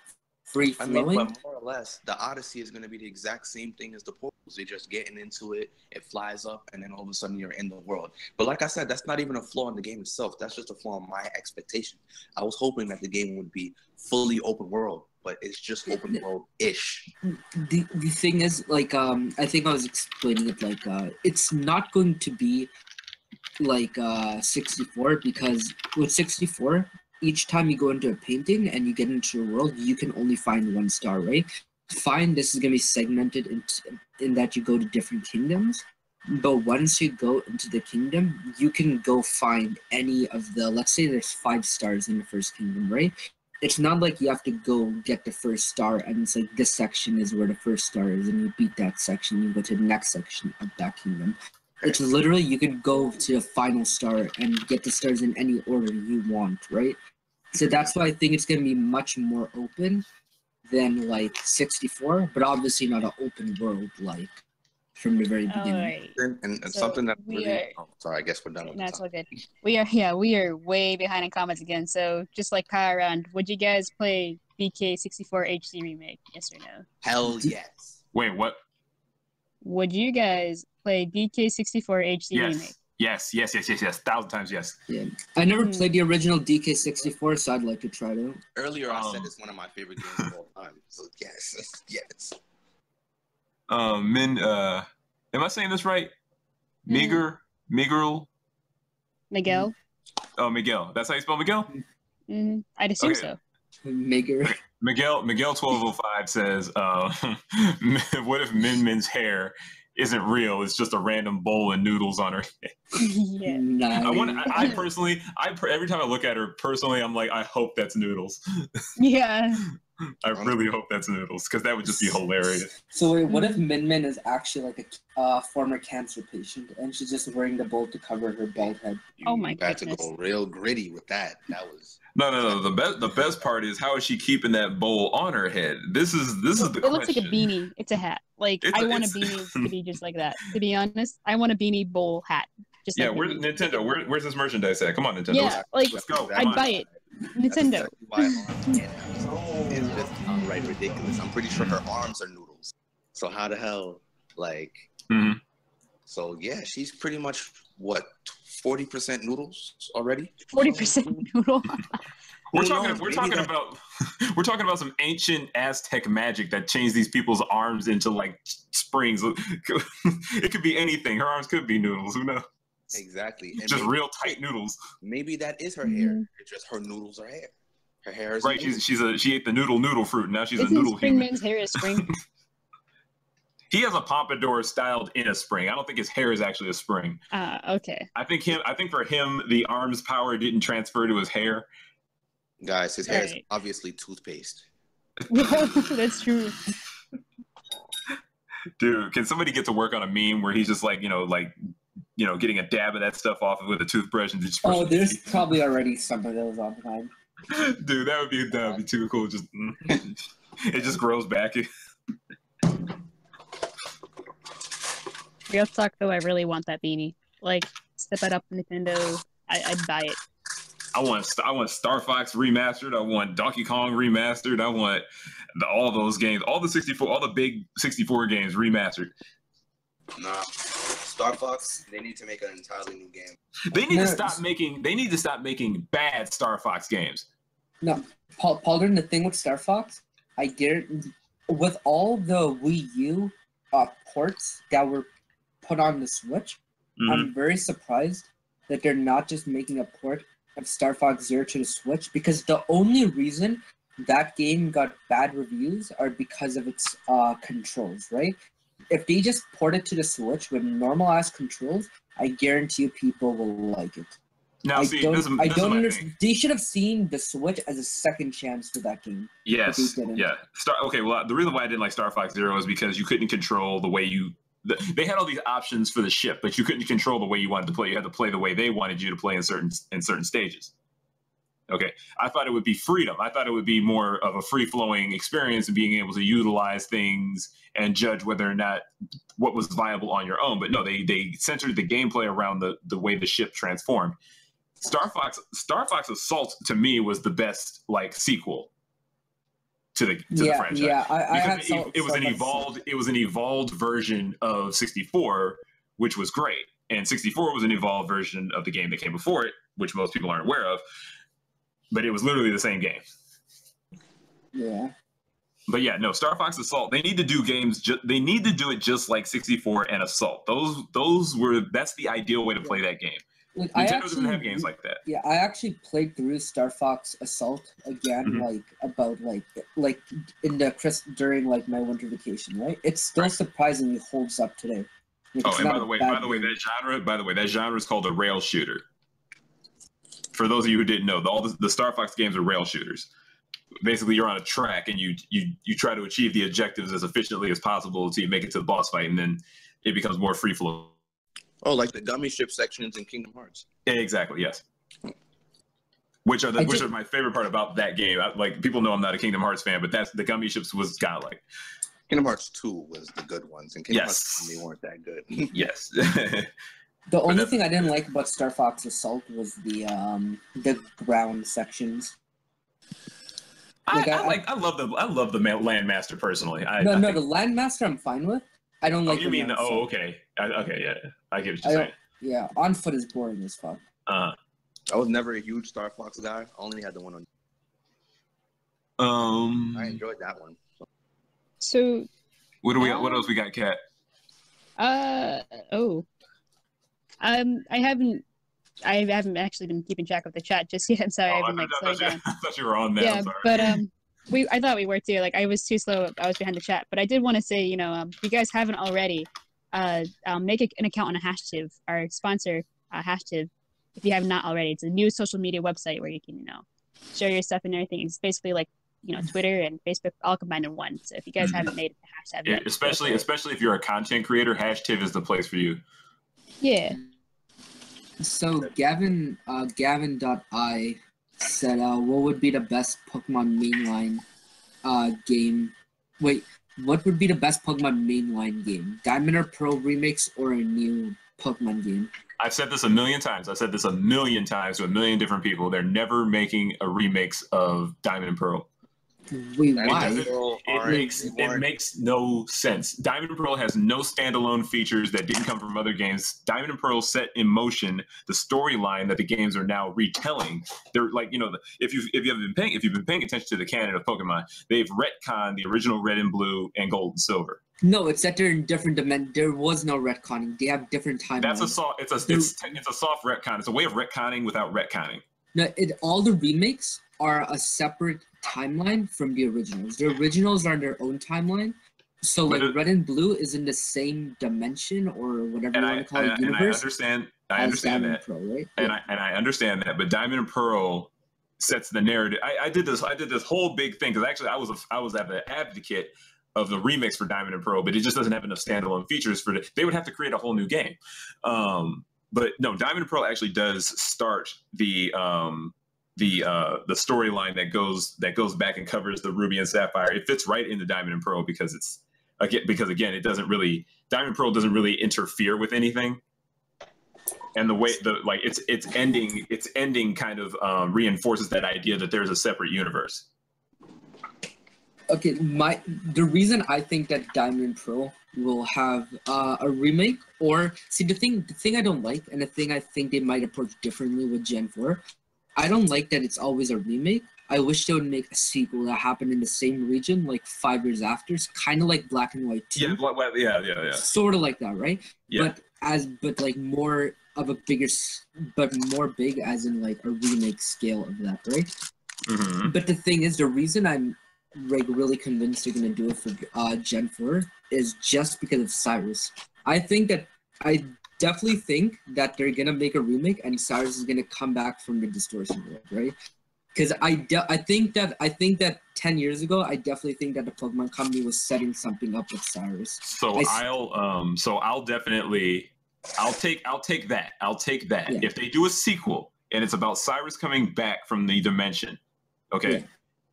I'll take that. I'll accept that. That is an acceptable. That would be godlike. Yes, it would. That's an acceptable. But Diamond and Pearl in its current state, if they were to do the same thing to Diamond and Pearl they did to Gold and Silver, Red and Blue, and Ruby and Sapphire, it wouldn't work. Why not? Because it's just not a unique game. Diamond and Pearl is the worst in the series. Objectively, of course. That's my opinion. Diamond and Pearl is only the worst because everything in it was in everything else already. Diamond and Pearl wasn't original.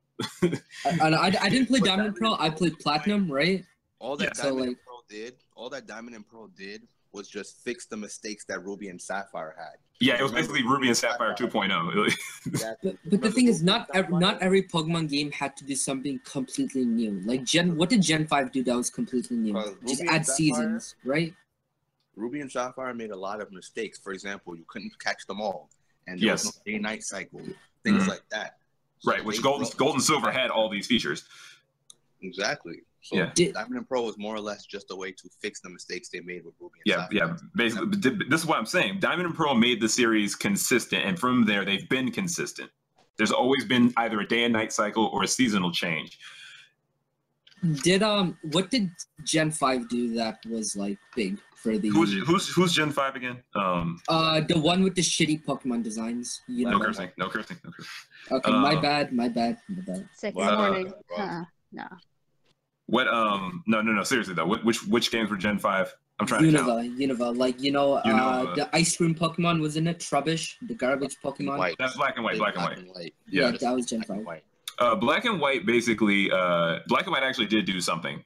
Black and White changed the way you interact with the environment, but to compensate for that, they had to dumb down the game's the other features of the game, so it came off really simplistic. There weren't. I think Black and White had the least Pokemon implemented since what's this game called here? Sun and Moon. Sun and Moon. Oh, okay. I'm talking about like because Sun and Moon didn't have a huge roster added to it, and neither did Black and White. Yeah, but the reason Sun and Moon is justified is because they also had the alone forms. Oh yeah. No, because they're going with something new here. I expect every Pokemon game to come out with new forms of older Pokemon at this point. Because there's no and see, this is the thing. It's not like the Pokemon company can't come up with new Pokemon forever. They can do it forever, but why not do callbacks? Because, like, you know, at some point people are going to forget Vulpix exists. So let's make an ice type version of Vulpix and put it in our brand new game. And the last thing I want to say with this whole Sinnoh thing before we move on to the next like question or discussion, I feel like ever since like all the remakes, like Omega Ruby Alpha Sapphire, Sun and Moon, and even the Gen 2 remakes, right? Because that had stuff with Celebi and time traveling. I feel like recently, and by recently because Pokemon's a huge franchise, maybe like the last 6 to 7 years of Pokemon games, they've all had this theme of like different dimensions and stuff. And I feel like a remake or a sequel to Gen 4 is like the culmination point of what all these games have been leading up to. Now, they might not do it just because they like most Pokemon games to be able to be enjoyed standalone, but I feel like there's definitely a theme that's building up to something in all the recent Pokemon games that would make the most sense to like reach its like climax or whatever in Sinnoh sequels. Like with the whole dimensions distorting and stuff. Yeah, but again, it's huh? So all I know is for the Switch, whatever mainline RPG they're coming out with needs major innovation. Because I love Pokemon, but at the end of the day, they're like I said, it's coming to a home console now. I want to be able to play that game and say, "Wow, I can only play this on the Switch." If it's more or less a port, I'm just not gonna be happy. Like there has, I don't know what. I don't know. No, I'm pretty sure. I'm pretty sure Pokemon World is going to be outstanding. Thanks for the donation, King. Oh, thanks, King. Appreciate it. Thanks, Joker. Appreciate it. What was I about to say? No. There hasn't been a Pokemon Stadium game in too long, and so since this game is going to mix elements of Pokemon Stadium and adventuring, I think we're in for a very enjoyable Pokemon experience. And I really hope they implement Pokemon Snap like just as a side feature. Nice. I would love no. See, and that's what I meant by all 64 games. One of those I want our HD remastered Pokemon Snap. That game was lit. Pauldron, did you bother getting up to a level 5 camera in Sun and Moon? Because that thing literally took me like 2 days. I didn't even know you could do that. Pictures. Yeah, you can get your camera up to level 5. No, I didn't bother. It's the most painful thing ever. I didn't bother with that. It's excruciating. I appreciate the fact that they brought back Pokemon Snap in some regard, but I just didn't go for it. That's not what I don't want Pokemon Snap in my Pokemon Adventure game. I want Pokemon Snap to be its own thing. Or at least in a stadium game. Since we're getting an RPG style Pokemon game, like a more action adventure or oriented RPG, that's where I want Pokemon Snap. I think that's where that belongs in a 3D, a real 3D environment. What if they incorporated Pokemon Snap into Pokemon Go? I don't see why they didn't. Yeah. It's on your phone. That'll never happen. That'll never happen. Niantic doesn't even have turn-based battle systems. It's never going to happen. It doesn't. Yeah, it's literally just tapping on your phone fast. Yeah, I was so salty about that. I was looking forward to tournaments and everything. It's nothing what I imagined it to be. That's why I stopped playing Pokemon Go. The reason why I got into it was because... Never expect like a different like company to make Pokemon good. Oh, I know, but like I was told, well, we were told that, Pokemon Company was working with them, so you think they'd have, some influence in how the game is played. You think?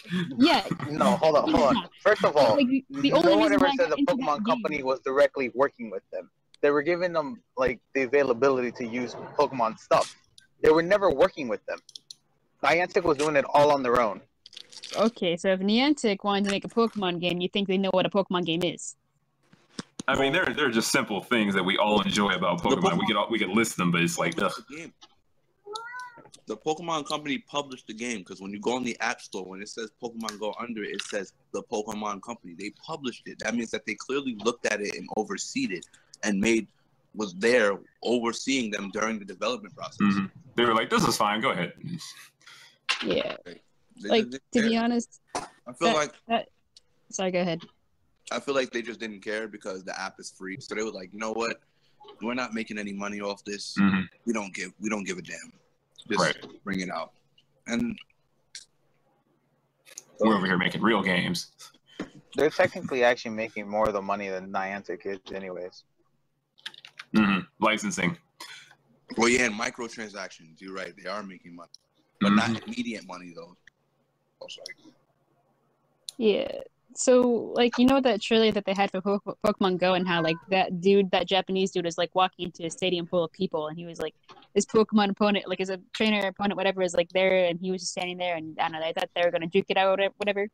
That was, like, one of the main reasons why I wanted to get Pokemon Go, because I love competitive things. Competitive is just my life, and I wanted to play Pokemon Go competitively, because that was my expectation, you know, was to, you know, honestly, face other trainers competitively. But like what we got was trash, absolute trash. And it's like, you know, yeah, no, it's okay. I'm good. For me, it was mostly like I was looking for PvE because remember in that trailer, everyone was in Times Square. There was a giant Mewtwo in the air. Everyone with their phones. Oh yeah, exactly. The community. Oh yeah. Oh exactly. The community and everything. I mean, it's a thing now. It only took them like an entire year to do it. Yeah, they finally, you know, giving us what we want when no one's playing the game anymore. Nah, but that whole battling thing, I knew it wasn't gonna be much of anything. Because the only thing I was looking forward to in Pokemon Go was trading IRL. Yeah, like getting to see people and trade with them, which they still haven't even brought to the game. Yo, is it me or does Nintendo? They're like complete about the way that people are. Life, and it's like they think that all of us have like 20 million friends, because if you see these commercials and the stuff that these people be doing, I know, sitting on the train taking out your joy. Yo, I live in New York City. I'm not giving my Joy-Cons to no one. No one is touching my stuff. That's one. And two, like they be thinking that we have all these friends, they have all these people in their house and all this and all that. Bruh. What friends? I mean, I technically could actually do that. I got like a group of like 12 friends that I can call up and be like, hey, y'all come over. So yeah, Hairdo says Pokemon Go is based off of Niantic's already existing mobile game. I already knew that. I was actually playing Niantic's game way before, you know, they even announced Pokemon Go, or Pokemon Go was even an idea. She was doing it before actually, it was cool. Yeah, and I loved it, and it was really fun. And I had expectations because like it would be so neat to catch Pokemon in the real world with the system that Niantic has. I can see them, you know, doing this and that, and like with the Pokemon stops and everything and all that stuff. And the portals and everything. I thought it was going to be amazing. If they only implemented that battle feature, that would have been godlike. But you know, they just had to blow it all up. It just, you know, downhill, and they failed. It was just really disappointing. And I even tried to sign up for that beta. So I played Niantic's game again to like grind to like level 5 or higher, just to like, you know, sign up for that beta test for Pokemon Go and all that stuff. The main problem that Pokemon Go had is they were expecting very little people to actually play the game. They did not think millions of people would play, and so there's server crashes. So they had to work on server maintenance, like for the entirety of like the first, say, 4 months. Because we didn't anticipate the love of Pokemon. We're sorry. The thing is, I recently and so that pushed back almost every idea they had, and so everything was pushed, and then people's expectations for the game were just dropped because Niantic didn't prep for the millions, like almost 1 billion people going to play the game. The biggest disappointment for me with Pokemon Go was, okay, so like a month ago, people were finally able to catch legendaries in Pokemon Go, right? You could catch Articuno and Luna.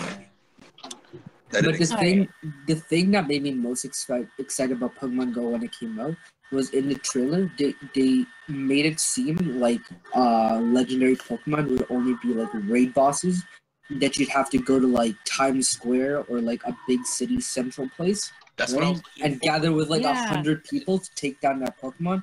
And if you do, then everybody gets it, right? That's what I wanted, right?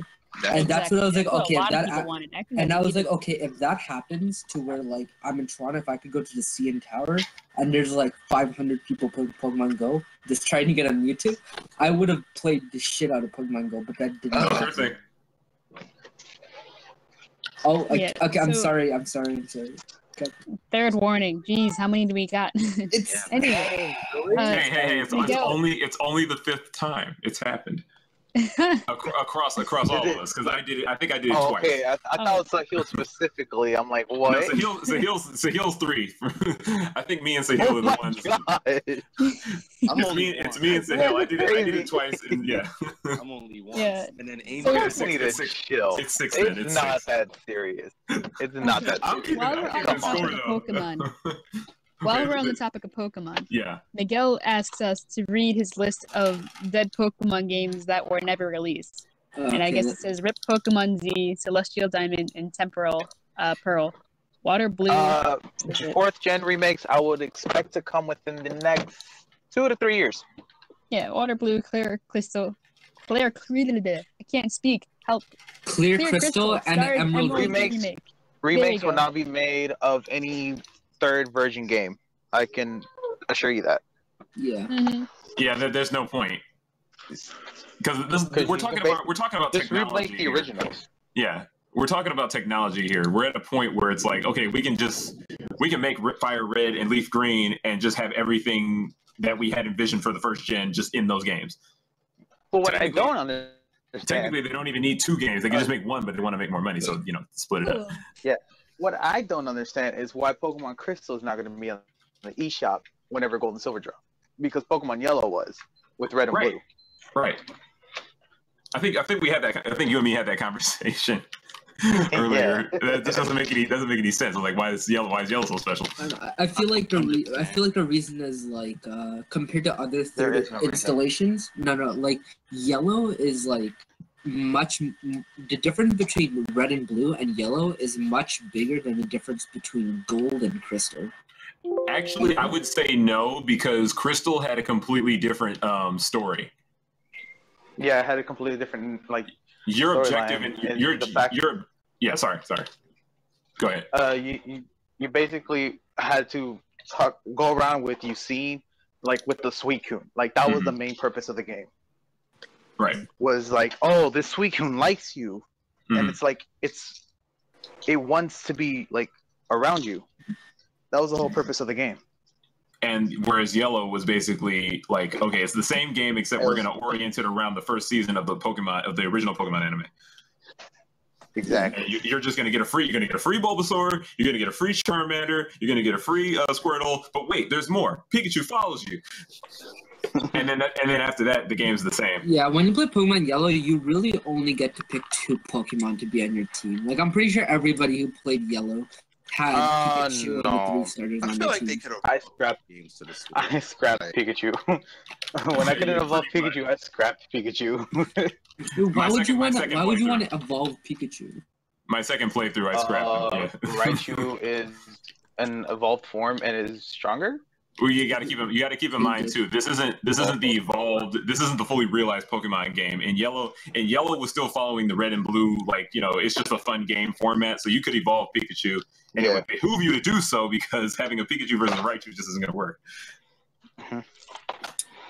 The anime is a lie. Yeah, the anime lies. Just like the 1st season of the Yu-Gi-Oh anime lies. Wait, how did that anime Pokemon lie? Because it gave all these false pretenses to how battling works in the virtual game.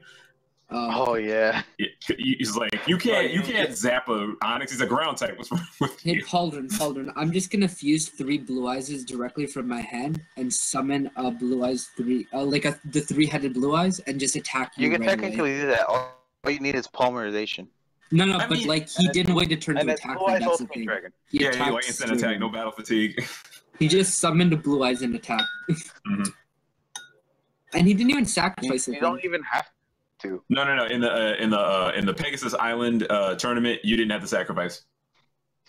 Wait, you didn't? Yeah. Nope. Oh, nope. There was 2,000 life. There was 2,000 life points too, so Blue Eyes could one-shot you. Yeah, Paul. Okay, getting off topic, but I'm just gonna say one thing. I just has to be said. Battle City, Yugi versus Kaiba, best battle of the entire franchise. Yes, that was also when they implemented the actual rules of Yu-Gi-Oh into the franchise,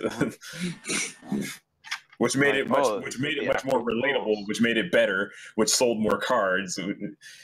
Yeah, now that you think about it, Battle City had an arc within an arc, because after the mid tournament, there was an entirely different thing. Did I tell you guys I have all the dual discs? Oh my gosh! I have all of them.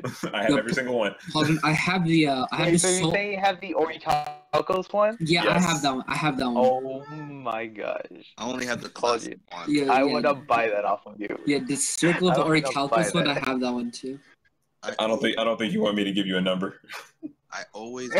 I know it'll be too high. I want it though. Yeah, I feel so stupid though because I have the Circle of Orichalcos dual disc, but Mhm. because I was like 6 or 7 when I got it, I did not take care of it at all.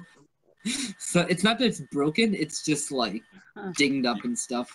Here's the thing, though. You have something that no one can get.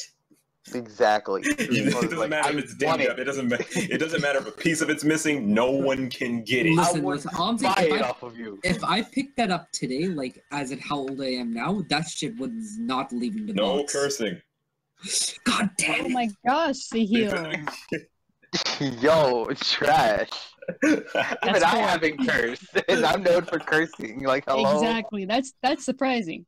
I'm talking Just much because I know slower than when I not to normally do, curse. just to make sure I Like, people don't understand that. It's like whenever people tell me not to curse, I will not curse. It's that Yeah. simple. All right. Just to quickly change the subject again, Miguel Yes. has a really, really awesome question. Well, at least I think it's pretty awesome because I have my own opinion on Miguel's on this, but- fire tonight. Yeah. If you all could go to a video game world, what would it be? His would be Splatoon. Dark Lord doesn't matter. Oh, Pokemon. yeah. See, Pokemon's pretty interesting. Oh. well, see, here's the thing about Pokemon. If you go to the Pokemon world, you don't have to worry about anything because everyone is so nice and polite. Friggin' like free healthcare. Free You get healthcare. money for battling people. It's a perfectly look. You don't need to eat. Nope.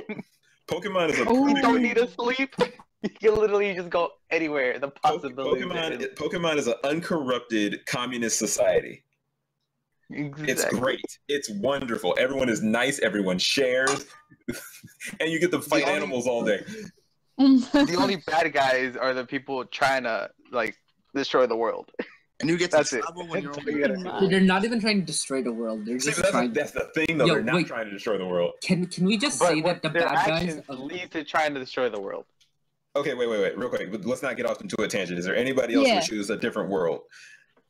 I mean, I would love Hyrule, like Legend of Zelda, but at the same time, I would love another game I've been playing, like an MMO kind of game. Like, I don't know, I just love the idea of like a lot of adventurers going out into the world and, living their life, doing whatever they want. It's easy to live in a world like that, in my opinion. Like, there's so many ways you can make money and then like grind and just like live Fantasy life. a happy life. Yeah, and like it's really neat. And then besides that, I'd you love can to do play that Monster IRL. Games. Just like get a group of Oh, friends. Get the Okay, no, costumes that's and a have boring at it. job. I want to. My job would be an adventure to like grind and kill monsters and sell their parts for whatever. Because that's just I don't know. I love that idea. You That's guys the easiest job ever. Give me a weapon, I'll kill them. Go ahead, give me that. Oh, you want me to be a mercenary? Cat I is can a do that. killer. I repeat, Cat is a killer. Oh, That's all she please. wants to do in life is kill Animal, people. a dragon, a beast, a All she wants magical to do is creature. If I had the kill. ability to That's do all it, she I'd do wants it. to do. You guys think And I'm kill. You guys are gonna think I'm We absolutely- cannot give her any sort of item that would be considered a weapon. I know how to use Go ahead, nunchucks. tell us. For me, I think F-Zero would be a really Check cool that world out. to live in. I didn't expect that. But no, you said hold on. You said we think you crazy for living where? Oh yeah. If honestly, I would probably be okay going like The Last of Us or like a zombie world. This is Really? let me tell you Great. exactly why. Let me tell you exactly why. I feel like she's Because- gonna be the first one to die though. You see, most of these worlds, it's like, especially in the real world now, like the way you look, the way you act, and all that stuff. It's just like, especially in the world of social media, it's like everyone just cares so much. Like everyone's always being fake. Everyone's always betraying each other for money and stuff like that. And I'm not saying like you wouldn't ever get betrayed in the zombie apocalypse, but I feel like in the zombie apocalypse, I feel like everyone would be equal. There would be no... Yeah, people are a little bit more goal oriented when the human race is becoming extinct. Exactly. In real I time. mean, honestly, I've thought of being in a zombie apocalypse Like- before. I just love thinking about what it would be like to be in a situation like that. Oh, we all theory craft about what it would be, what the end of the world would be like. We all theory It's craft pretty about it. interesting. Let me actually. I just realized something though. All right, not zombie apocalypse per se, but have any of you ever played Fallout? Yeah. Yes, No. that would be the world I want to live in. Mm-hmm. Apocalyptic. Post-apocalyptic, yeah. Picking up the pieces. Here's the thing, though. That world is not in shambles, though. It's not thriving. First of all, if there's a zombie apocalypse, Oh boy. I'm gonna get on a We've summoned plane Triforce. and I'm gonna go to Africa, Oh my god. and that solves my problem. Just saying. That's so true. I mean, No people there. I don't know about that, man. How you You live with the buffalo. Look at Resident Evil 5. There was a whole virus in Africa. Okay, Oh. first of all, hold on. First of all, we fight lions in Africa as kids to get the ritual of manhood. I'm sorry, you cannot. There's no way you can convince me. Some dude talk about is gonna get me. See, Triforce's stuff makes sense when we're talking about zombies, but nowadays it's the infected. You know, when you become a zombie in this generation, you basically become a superhero. Well, Yeah, I run super fast as an I hate modern there zombies. there are 17-year-old kids who have to fight lions for the passage of manhood, and they're given a spear. So on some Spartan level. So if I'm fighting a lion and a zombie comes, me and the lion's gonna stop, look at the zombie. I'm gonna look at the lion. The lion is gonna look at me, and the lion's gonna go wow, wow, wow.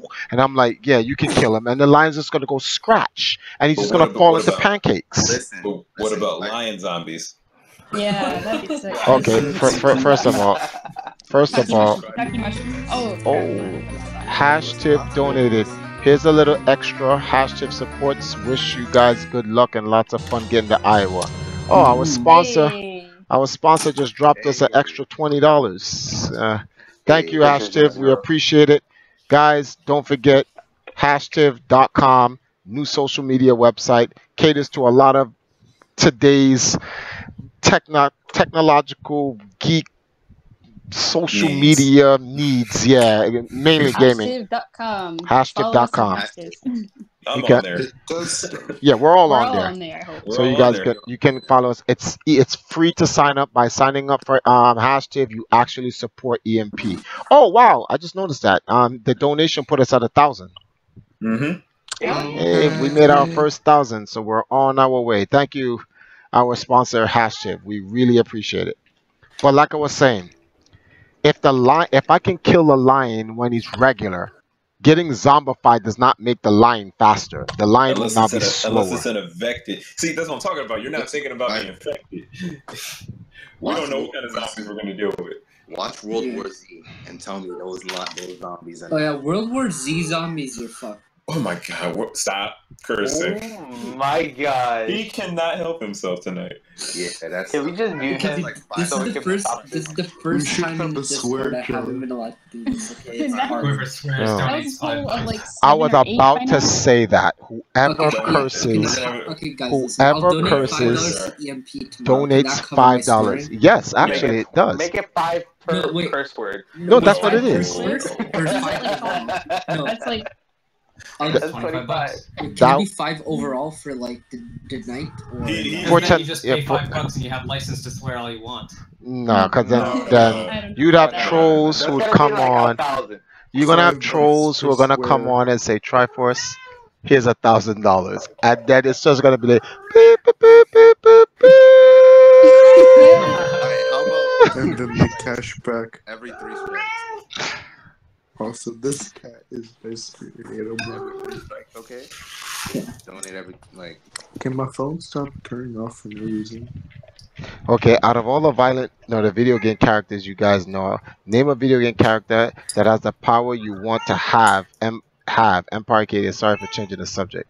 A power that No, we need to keep moving on. We'll talk about something forever. yeah. Yeah. We'll be on the zombie thing for the next 2 hours. So thank you for breaking up the monotony there. Let me go last because I want to think about this for a second. Can I have the power of a zombie?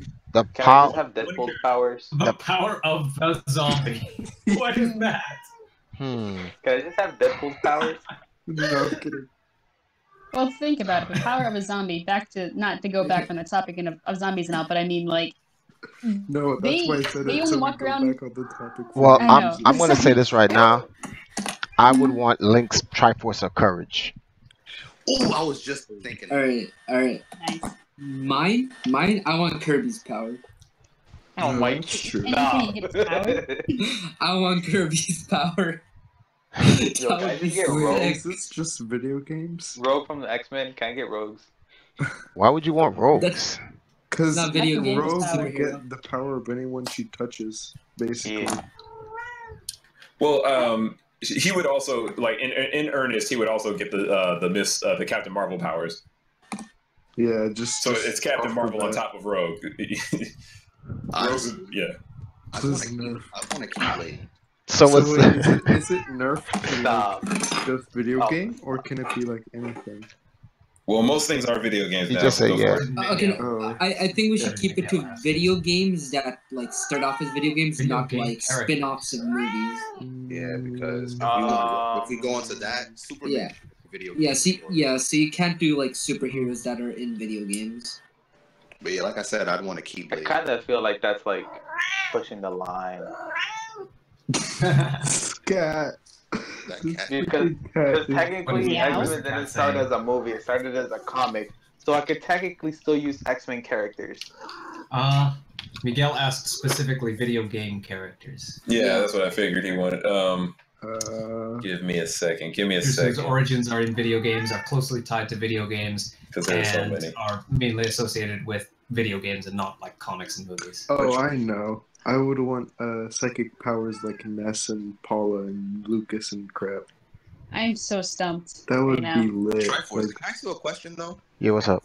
I feel like why wouldn't I understand why you'd want the Triforce of Courage, but I wonder why Do wouldn't you?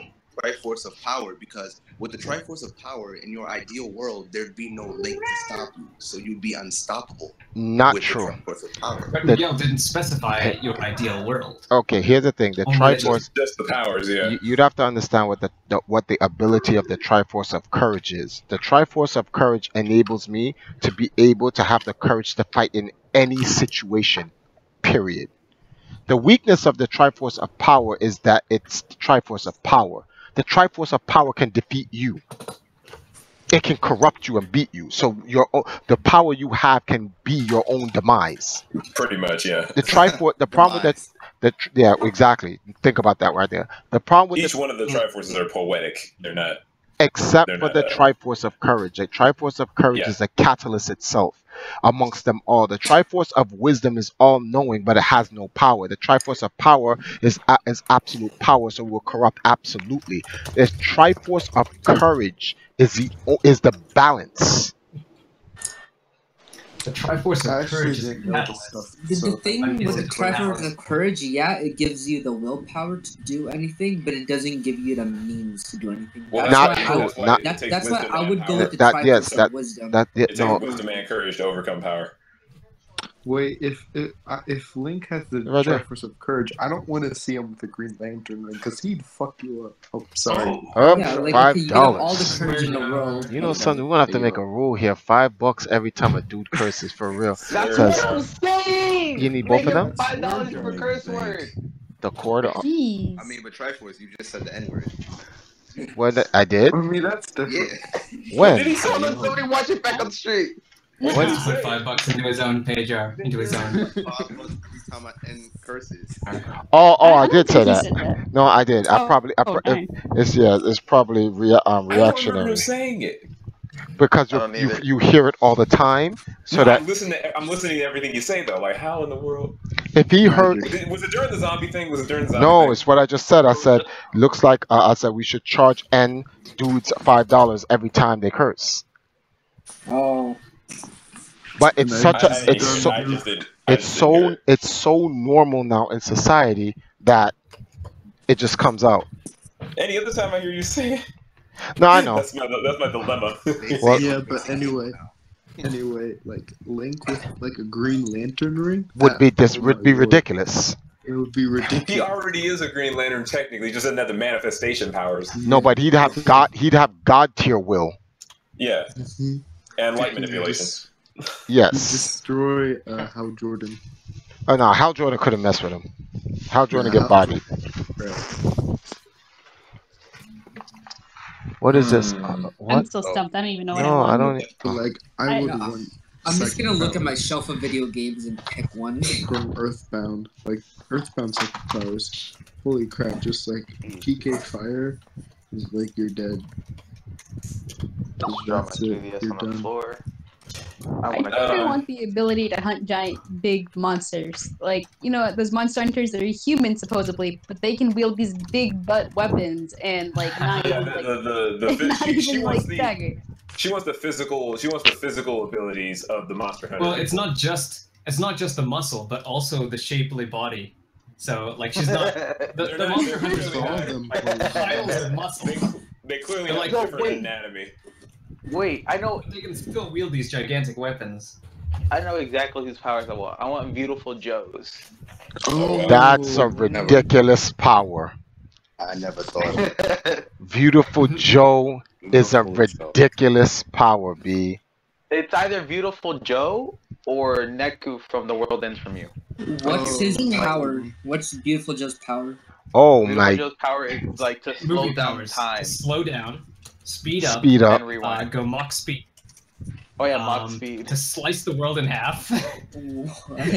Just to do a whole bunch of stuff. He wants fourth wall shattering powers. So wait, why is his name Exactly. Beautiful Joe? He wants reality Beautiful. warping powers. The whole reason his name is Beautiful Joe is because the entire thing is based on a film. Yeah. Like it's on basically movies. you're playing through the actions of a film. Like you're on a movie set. Okay. Someone said, what about Gunvolt power? But if you're going to pick Gunvolt power, you might as well have Mega Man's power. True. Well, I mean, Gunvolt's kind of different with the whole electric. Gunvolt's But a bit faster. Mega Man's the best, though. Mega Man can touch anything and he downloads.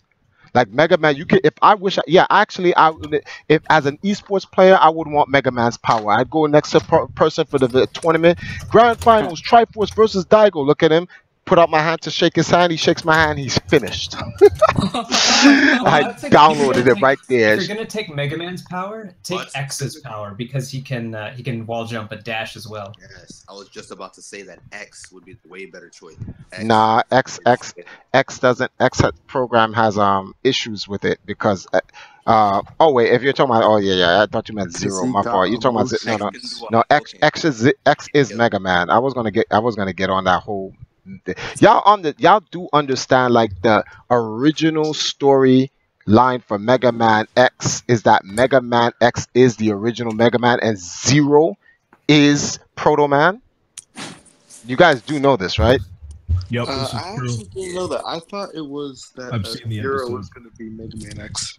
I thought X was just a separate timeline. No. If you get the first two games, you get the booklets for the first two games, and you read the booklets for the first two games, you find out that they retconned it later on in the Mega Man X series. But Mega Man X for the Super Nintendo and X2 for the Super Nintendo, that is regular Mega Man. They buried Mega Man after the Wily Wars. Dr. T-Light buried Mega Man in the after the Wily Wars, and he was redug up again from Dr. Kane. First of all, Mega Man wasn't even the first robot found in the future. The first robot found in the future was remnants of a destroyed robot who was shattered. It was a red robot that was completely shattered up, and Dr. Kane put that robot back together and named the robot Zero, which Zero is another way of saying proto, which is the prototype.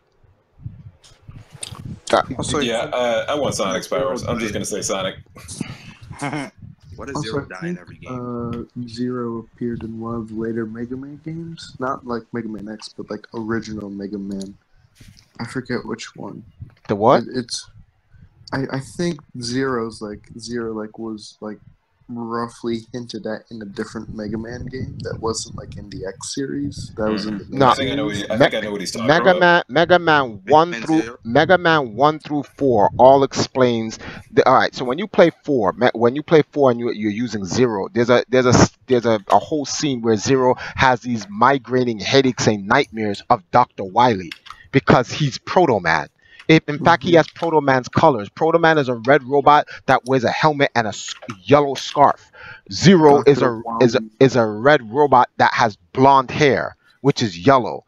Dr. Kane explains to Mega Man. He says, "I found these robots parts all over the place, and I rebuilt him back." So Dr. Kane did not build 0 from scratch. He found a broken, destroyed red robot and put him back together and named him 0, which is why he has the memories of Dr. Wily. I don't know why they went away from that story. That was so stupid, but whatever.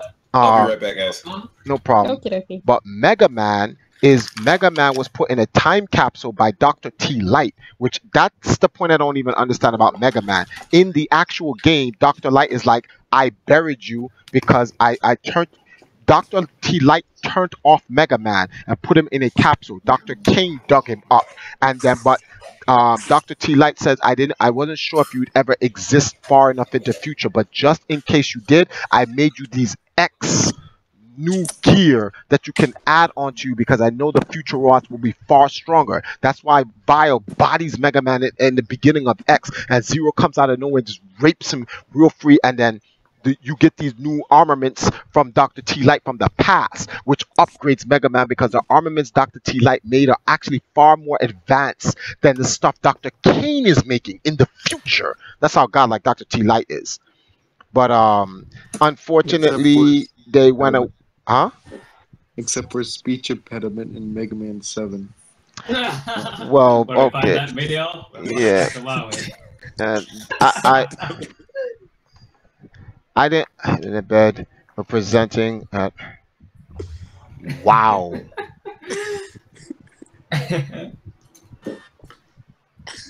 Yo, I gotta make this EMP group. I gotta make this EMP group on hashtag first thing in the morning. They're presenting at 1 Million Cup tomorrow. I want to make sure our team is on there, man. We gotta make this happen. You can make it right now, right? Like, it's only gonna take a few seconds, I believe. Well, I'll do it before I go to sleep. But I've already Pauldron, Miguel was like in chat. He was like, not even lying. Black Pauldron mispronounced my name and said Megger. Does it count as a curse word? Oh no, man.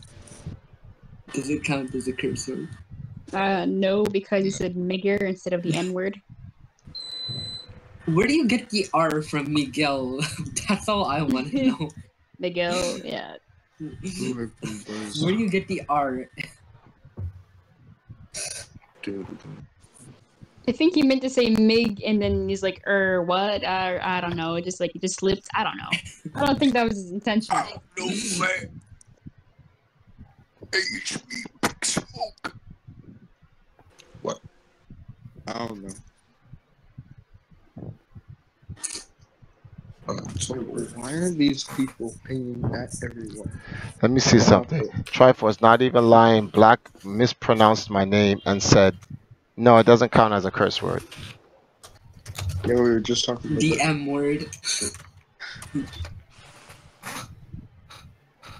So anyway, I want to bring up a drama point right now. Drama alert. Woo, woo, woo. Drama alert. Woo, woo, woo. Okay, so. Not really. World Star. World Star. All right, what's up? Okay. Stream Deck.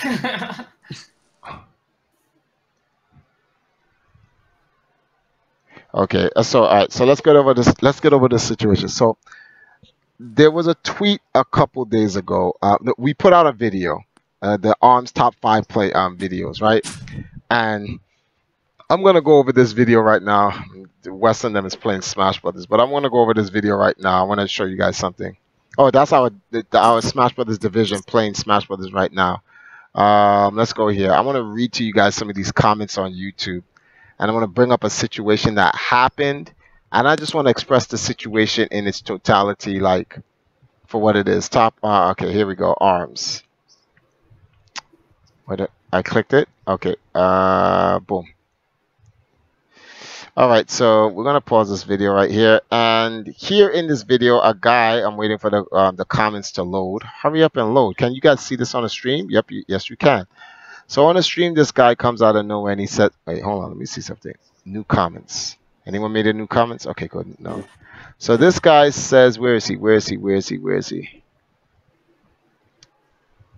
Here we go. He says, yo, the other EMP team is talking mad trash, telling people Smash players that they're going to run the original EMP out of town. These disrespectful people can't take your name, dog. So I was confused. I was like, what are you talking about? Yeah, there's another Smash Brothers group called EMP. Nani? Yeah. So no, it's just EMP. That's the name of it. It's just EMP. It's not like they're trying to rip you off. Yeah, so there was a guy who was playing, and his name was called EMP. I think it's Wadi, EMP Wadi, and he got 5th at this SmashCon event. With he got 5th, and they started making the statement. So this guy Mikey James came and said this. So Black Podrian is like, who are you talking about? The other EMP, and a bunch of other people said whatever they had to say and so forth. So I was like, there's only one other EMP I know, and there was the group. Their name is just called EMP. It doesn't stand for anything. It just means EMP, and as it's an electrical bolt, so I guess it's trying to emulate electronic magnetic pulse. So this group. Are you talking about the Korean team? No, we're talking. All right. So Blake, you were around during this time. Remember that Call of Duty team? Imperfection. Imperfection, exactly. So wow. No. That's the name. It's EMP. It's EM Perfection. That's the name of the team. But now they just call themselves EMP, straight as is. They don't go with Imperfections no more. It's just EMP. So Imperfection used to play for EMP. They used to represent. They partnered with us, and they did what you guys see here with Deadly Alliance as our Well, let me go back to Deadly Alliance. So Deadly Alliance is Empire Arcadia's Smash Brothers division. Any player who comes into Empire Arcadia wanted to play Smash Brothers, they go to this division. They focus and deal with Smash Brothers for Empire Arcadia. We don't get involved because we need to focus on the other things. But everything Smash Brothers is what they go to. So any member you see that has a name DA in their name, they are part of EMP. They just represent our Smash Brothers division. That's their main focus. So as you can see, you see Sinji and the rest of these guys in there playing and whatnot. So going back to this guy's video, let me go back to this guy's thing because I'm gonna read the comments here, right? You know, this is drama alert. So then, you know, so Mikey James says, how exactly are they going to achieve that? Even if, no, well, that's what Cornelius is saying. He says, even if they start right now, they got years to work on to supplement the OGs. Meaning, you know, these guys are really just starting out now. So how are they going to topple what EMP has done in literally 15 years? I put a link. I said, James, here's something you're not aware of. The other EMP was the other EMP was in the original EMP, which is Empire Arcadia. They used to be our Call of Duty team. So when these guys played for us, I posted their videos on our website because they used to go and play Call of Duty Force and whatever. So he says, so I said, so now I'll sit here and talk trash about it is kind of childish, especially when you compare the accomplishments. I respect their ambition, self-determination, and wish them success, but at the same time, that has to come with something we get in return. Doing well in a tournament and then start talking trash about the team you once played for is just and whatever. So Black Podrian goes on to say, I know who these guys are, but whatever. And Mikey James says, I have a screenshot of EMP owner tweeting to us that he's going to run us out of town. I just replied and called him an effing liar for saying he was never associated with EMP to begin with. I told him to just be truthful about it, and that Triforce ain't going nowhere. So I didn't want to start a war, so I decided to. I said, okay, 1 second here. I said, okay, I'm going to contact the owner because I known him. Been talking for years. And, you know, what happened was we could not get them the sponsors that they wanted for their team or division to grow. So they decided to part ways. And also there was a fight between the two owners. There were at that one time there were two owners and they were fighting amongst each other and it didn't work out, and that led to them subsequently just leaving EMP as a whole. So I hit him up and I say, so wait, can you guys even see this? Let me see. Oh no, you can't because it's not online. That sucks. See, I'm in Skype. So I thought you guys would be able to see it in Skype. Anyway, I'll read it to you guys. I'll just read it to you guys from Skype. So I said, hey, congratulations on your recent success.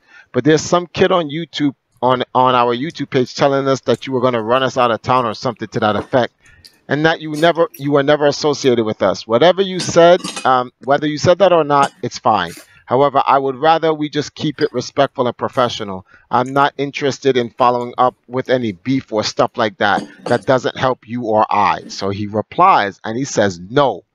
The same kid came on our Twitter saying things that were not true, saying that we would scam our new players and these other things because we were at one point partnered. And I said that was not true. Just wanted to make that clear. So I'm like, okay. So then I said to him, as for our past dealings when we partnered and you represented Call of Duty, I won't discuss that publicly with anyone if you don't want to. You know, we want to put that partnership, we keep that partnership private and not be made public. So then I found out, I said, oh, okay. So I read his point and I said, oh, so the guy must be a troublemaker. So I said, okay, him, whatever. Anyway, I kept writing and my man stopped talking to me. I just noticed, wait, is this guy even going to say anything? So I just said, I respectfully wish you and your team success in the esports scene. Take care. And I just left it at that. But I kind of find this like it's so petty. Like, it's just so petty. Mm-hmm. So wait, did this kid on the YouTube page start this? I don't know.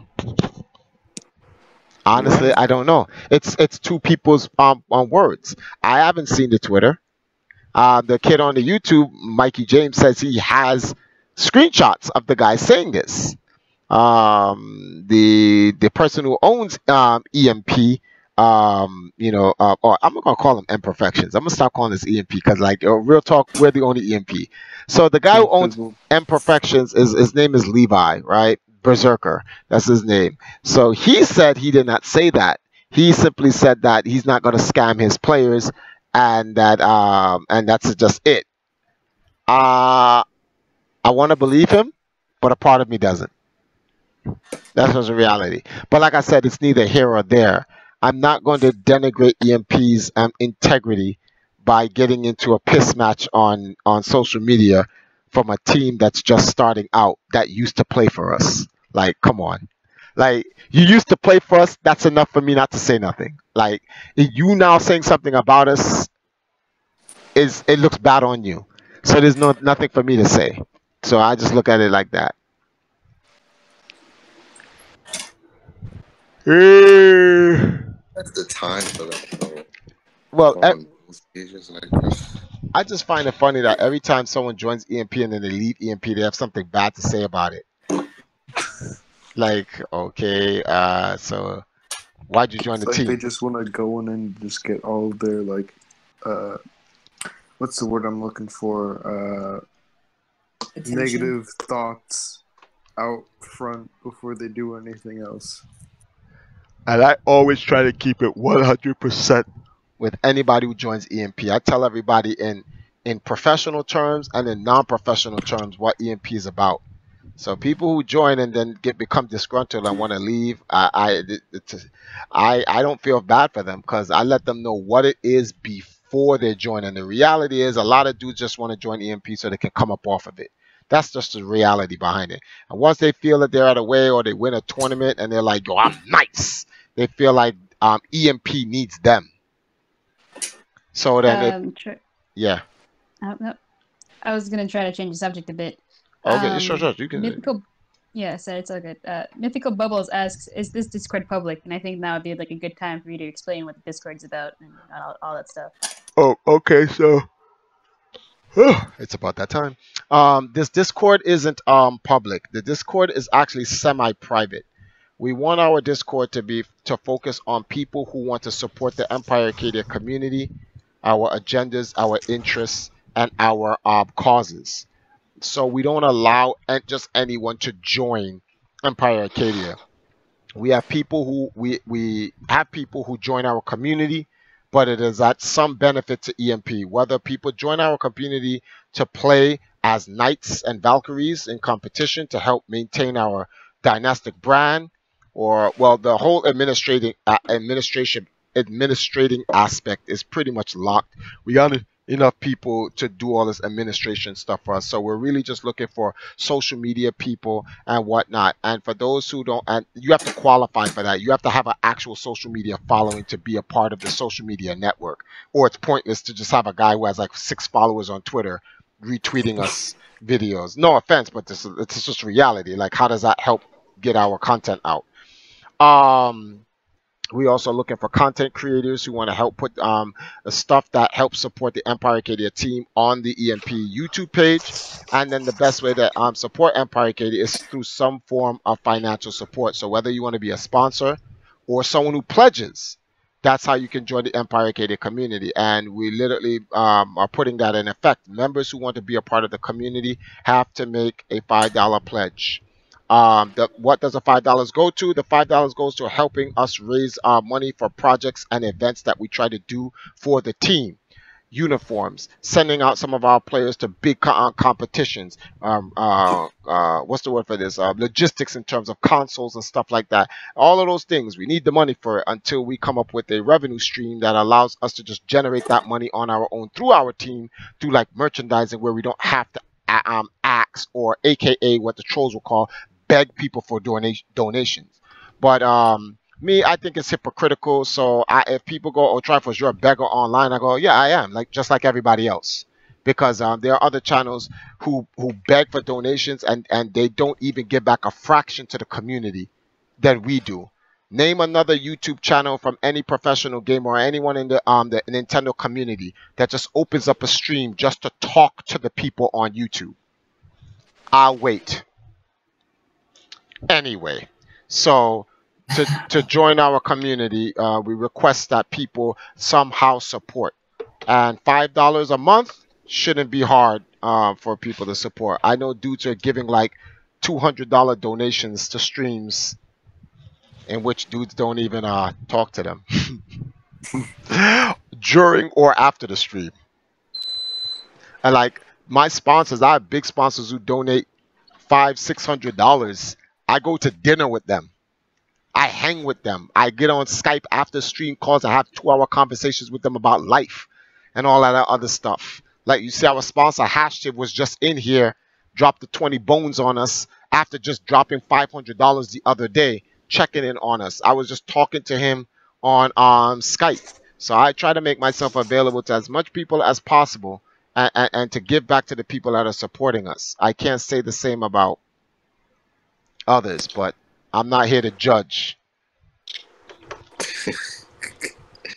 I'm just saying. I mean, he also hangs out in the Discord as well, and talks to us sometimes. Exactly. I could be a CEO and say, "What? Are you an executive? Are you a shareholder of my company? No, you're beneath me. I don't come on stream and talk to you people. Like, no, you don't get to speak to me. Know your place, cretins and plebeians and minions of EMP." But no, I don't do that. I'm like, these are my people. These are the family. That's just what it is. Complex Box Set said, "Remember the good old days of Mewtwo King Armada and the fighting game community?" Yeah, lots of drama. No problem, Mythical Bubbles. Yo, Mythical Bubbles, that name, man. Yo, what the hell, dude? Mythical Bubbles. That name is crazy, B. Alright, let me see this guy. "I wish I was a part of the team, but I'm not sure if I'm good enough to be a part of it. I'm probably only good at Splatoon competitively." All right. What is the problem? What is the problem with this with our YouTube guys? Why do you guys always mention his name when I make a general broad statement about people on YouTube? Why do y'all always pick him out? Like, no, I'm not talking about but like this. Etika is not the only well-known person on YouTube. There are like infinite amounts of people far bigger than him and that make infinitely more than him that do not talk. Okay, PewDiePie. Who does PewDiePie ever talk to? Yeah, I was PewDiePie live streams Player Battlegrounds unknown now, and I see people giving him like $100 donations. For what? What does PewDiePie do? Well, he still makes YouTube videos like semi-daily, right? But he also live streams himself playing video games. Okay. On YouTube Gaming. We get it. What does that do? Nothing. That's my point. I'm saying, like, as an example of another person who doesn't like do anything for the fans, right? But people still donate a lot of money. He says, "Oh no, you were mentioning Nintendo YouTubers, and I brought up Etika." Yeah, but Etika's not the only Nintendo YouTuber. Like, there's mad other Nintendo YouTubers, and neither is Abdallah, neither is C&D, neither is Nintendo K. Like, those are the guys. Those guys, people know them, but there are other Nintendo YouTubers out there. Does anyone know Pat the NES Kid? Like, there's mad dudes bigger than them by leaps and bounds. Like, come on, what's this guy's name? The Lamar Wilson. Like, come on, like there's other people. I just don't like it. It's almost as if like everyone's trying to make Etika my enemy. That's what it comes off like, and I don't like that. Like, so I guess I'm just gonna have to stop making general statements, because then every time I make a general statement is like, yeah, like Etika, like people forgot where Etika come from. Like Etika comes from like literally the boondocks, from a homeless shelter. So any money he's making and how he's getting up on how he's coming up is justified. That's how I see it. So even if let's say Etika is guilty of that, okay, so my man came from nothing. He came from a homeless shelter. So yeah, let him come up. There are other people who don't need that, and they're coming up off people. So like, I'm just saying. I'm back, by the way. Yeah, later. Welcome back. I'm back. Triforce, I think the reason a lot of people bring up Etika is because a lot of people found out about you through the YouTube video. Yeah, I was gonna say that's another reason. Yo, real talk, B. Real talk, man. People just bringing up Etika because he's black. Straight racism. What? I'm playing. Nah, I'm not. That stream was godly. Can't stress that enough. Well, I understand that. I just don't like when like the narrative it paints a bad suggestive theme, and I don't want people start running with it. That's my concern. People going, yo, did you hear what Triforce said? Yo, he's talking about Etika. No, I wasn't. I was making a general statement. Yeah, I feel like specifically in the people in the chat, I don't think that was their intention. That's what they were doing. I was gonna say Mythical. That's what they were doing, but I don't think that's what they were meant. That's what they meant to do. You know what I mean? Because I'm not gonna lie to you. When you were saying that, I thought of Etika too. I just didn't say it.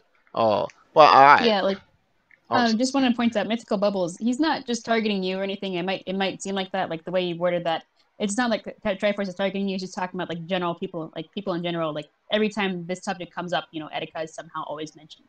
So like that's pretty much it. He has a strong personality. Like, don't take it like personal. And I don't have a problem with you. I'm just saying I'm gonna stop mentioning that, because apparently if I mention it, it just keeps bringing him up, and I do not want it to be like, yo, Etika, you heard what Triforce is saying, and man, I don't want to get involved in that.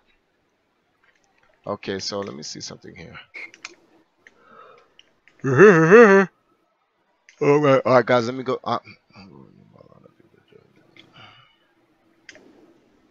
That's true. Okay, Angel. All right, I will be right back. I gotta go grab something to drink. I'm thirsty again. And I think I'm dehydrating myself. Honey, you okay? You all right? Okay, you just standing there. Whistle while I work. Okie dokie then. Stream, have any questions? Ask us. Like, yeah. One, can you whistle? Barely. Oh, no. Oh, please, I'm not trying to whistle. Like, I'm just fooing. What? She's fooing, didn't you hear? Yeah. Who here reads My Hero Academia?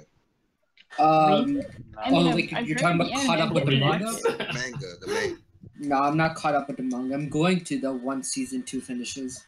No one here is? Alright, never mind then. Black, you're not? Frog Girl's pretty Due popular. to any injury, I can no longer whistle. This is very on XP. What manga? My Hero Academia. Yeah, I'm caught up to. I don't think I'm caught up in the manga, but I'm caught up in the anime. I don't want to spoil.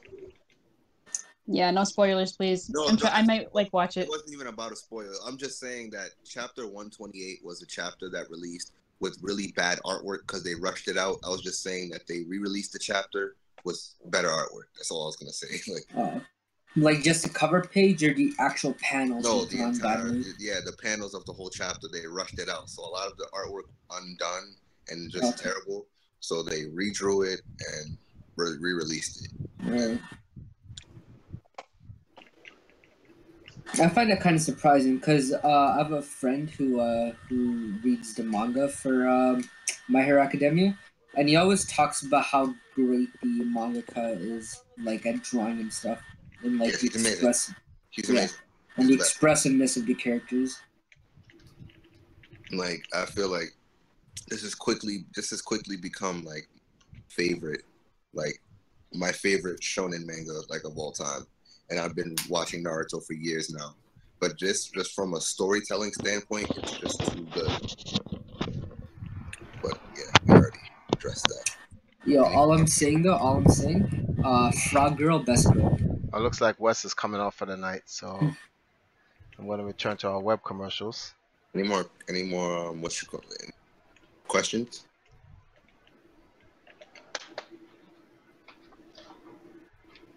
I don't think so. I think they'll stop. He said, "Oh, Garvia is here. It happens, especially if you only have a week or two to work. What? A week to work between chapters." Was that Etika? What? What's been going on? Really? Yeah, what's been going on in anime anyway? I haven't watched any recent anime. Like, I haven't heard of anything that caught my interest either. But I mean, there's probably something good out there that I've yet to hear about. Stuff right now. I mean, I'm all about the fantasy and magic and stuff like that. But if you have anything, like that, I can totally watch it. Like isekai shows. I guess so. I haven't heard of that or whatever you said. Isekai is otherworld anime, like yeah. SAO and stuff. Yeah. Oh, yeah, I guess so. Isekai is something that a lot of people are like now kind of starting to hate because it's been like overdone now at this point. Like it started with SAO, and now it's way too overdone. When there's a story based on a vending machine going to another world and becoming a hero, you start to think that the genre is overplayed a bit. Yeah. Wow. JP asks if I was ever good at fighting games, and my answer is yes. I was always good at fighting games, but yeah.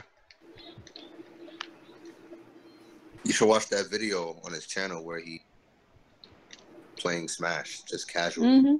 I was like, wow. And that was casual. I watched that and I was like, whoa, that can't be casual. That was like super duper. It was just, I don't know. I was mind blown. Who Triforce? I even left a comment on that picture. I was like, wow. The Triforce, you play Smash? No. Please, I mean, I just know how to play the game. Oh, okay. See, but you won't believe him if he ever releases the True Warriors. The True Warrior Files. Yo, that was so funny. Me versus Triforce and Smash. Oh my goodness. What's can I see these True Warrior Files? We have to find the videos. I think I have one of them. Yeah, but it was the first time we did it. It wasn't like when we went to Mason's house and did it, which was the refined True Warrior. Yeah, Travis, how long did we stay up and play that? We was up for like hours. The True Warriors videos is you have to pick a warrior and you have to fight in the Coliseum stage of Smash on a Wii U. So I pick Ike and he picks Ganon. And when you start the fight, you have to brandish your weapons and then you say "Have at the warrior" and you don't block. You just run in and you just attack like straight warriors. Like if you get duffed, you don't L cancel. You just take the loss and you come back. Then you wipe the blood off your face and then you just go back at it. But it did so barbaric me because like there was one time me and Podrian had like the next hit and we would die. We were at the end of the screen and we just said prepare yourselves and then we did the taunt and we just ran at each other and just swung. Wow. So it was like you guys didn't use shields or anything. You just ran at each other and like hit A and stuff. Hold on, we got a donation. Last time I saw Triforce beat Black Podrian in an epic Smash battle. That's what we're talking about here, dude. We're talking about the True Warrior brawls, B. Those are the real. That's how Smash Brothers is supposed to be played. But people want to win too much, so they take away the spirit of the game. The game is meant for you to just do battle to entertain the masses. We need to do this sometime with the community. That'd be kind of fun. Yes, when the minute they besides Mario Kart tournaments, those are boring. The minute they bring in friggin' Smash on the Switch and stop playing games. Oh, there goes Etika in the videos. Oh yeah. In this video right here, this is what I'm talking about the Zelda lore. I explained the entire history of the Legend of Zelda in 60 seconds. Well, I actually do it in under 60. I think it's like 40. Yeah, 40 seconds. Triforce, in your opinion, who you think is the best and worst Smash character of all time? Worst Smash character of all time is Link. Best Smash character of all time is Fox.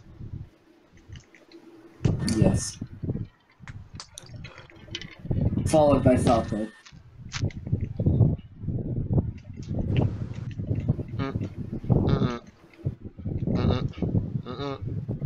Elder God. Triforce, before you change your name to Triforce, did you have any other suggestions for what you wanted your name to be? My name was originally Game Master, but my friends was like, we're not calling you Game Master. There's like that, out of here with that.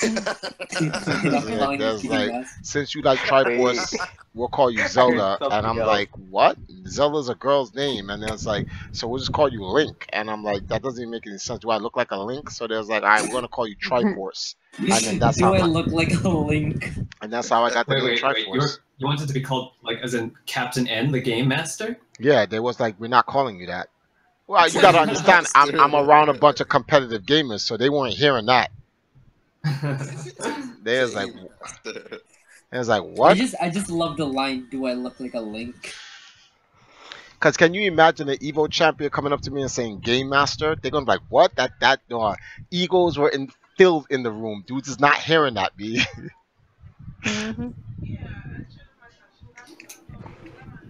Thanks, Miguel.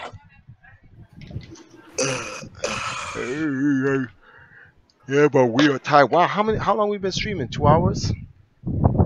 I don't know. A couple hours. I don't even know. Yeah, since like 12 or before 12. No, not way before that. Jeez, 2 hours and 32 minutes. I don't know if you guys are gonna stay up. I'm about to hit the sack though. Get up in the morning, work on this video for Todd Rogers. I have some Elder God business to deal with, and then after I drop this video, Todd Rogers, I'm going to do a podcast on it, and it's going to be a very heated topic because we got to get on.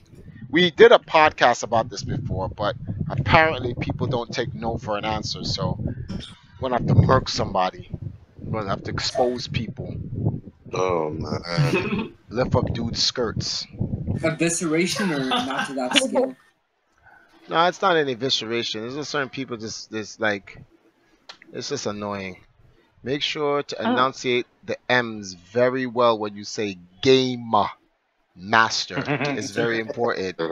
Yes. Game. Yes, you have to say Game. master, because some people with the age-old gay master jokes. Yeah. Oh my goodness. The Anyway, Triforce, it's 2017. Come on. no, that nothing's changed me. Everything still say these guys still have these nuts jokes. Nothing's changed, man. That's because Triforce is the only one that says these nuts jokes. But then again. No, because in 2016, these nuts ran for president. Oh my goodness. Would you have voted for him if you were in America at the time? Here's the thing. It's bad enough that these nuts was on the ballot. These nuts had 9%. So you have to really ask yourself the question: who's a troll? The guy who put these nuts in the ballot, or the 9% that voted for these nuts to be the president? Wait, Triforce, 9% in all of the states, or? I don't know. It just said 9%. In the states so far. 9% of the people voted for these nuts. That's what they thought about America. Balls. Okay, let me see this. Just joined the screen. What did I miss? Sammy, you just came in when we were about to close down, man. I don't know. Unless what you guys, if you guys are going to stay up a little bit on Discord, I can let that run in the background or whatever. But outside of that, I wouldn't do that. I'll be here, but I mean, you like, could just end it. I guess you gotta ask yourself, like, how many moderators are actually gonna stay in Discord and like make sure no one swears on your stream when you know. yeah. So we're gonna close this up, pretty much. Yeah, we've come to our decision on this situation, but we will be back tomorrow, guys. So don't miss out on these nuts. We'll yeah, pretty much. He says, yeah, let the Discord run. Mythical Bubbles wanna Bubbles. That name is so stupid, Bubbles. Bubbles of Legend. Yeah. Same nut time, same nut network. Alright, play the national anthem of EMP if you can. We should write one, huh? I mean, isn't there already one? Oh yeah. We have a national anthem?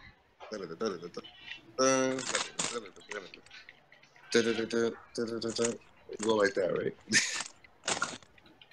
Yeah, I know what you're talking about. The little jingle thingy or the Throw in some percussion. Hmm. Oh yeah, donate if you can, guys. Before we leave, Speedy Gamer, I already answered your question for your theory last night about the Rudo and the Zoras. I told you I'm gonna look into it once I get my capture card back. I'll get there, man. I'll get there. All right, The team. what and the where?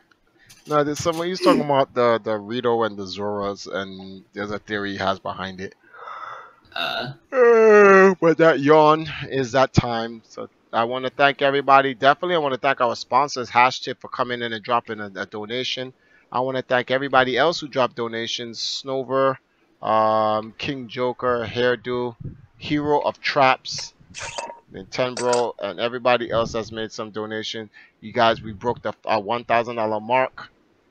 78 more days to go, and we're on our way to 7,500 so that we can go to this event tomorrow. I have some. You guys make sure that you subscribed and you hit that bell so that when I decide to go live, you guys will get it. You'll be notified, and then you guys will be able to join us in the stream. So you have to hit the bell, man. If you don't hit the bell, you will not know, when we're gonna be live. So until then, thank you guys for watching. We will see you guys tomorrow. Good night. Good night. Oh, King Joker sends in the closing donation. Here's that last $5 for the night. Thanks, King. So we're at 10-10. Thanks, King Joker. All right. Good night.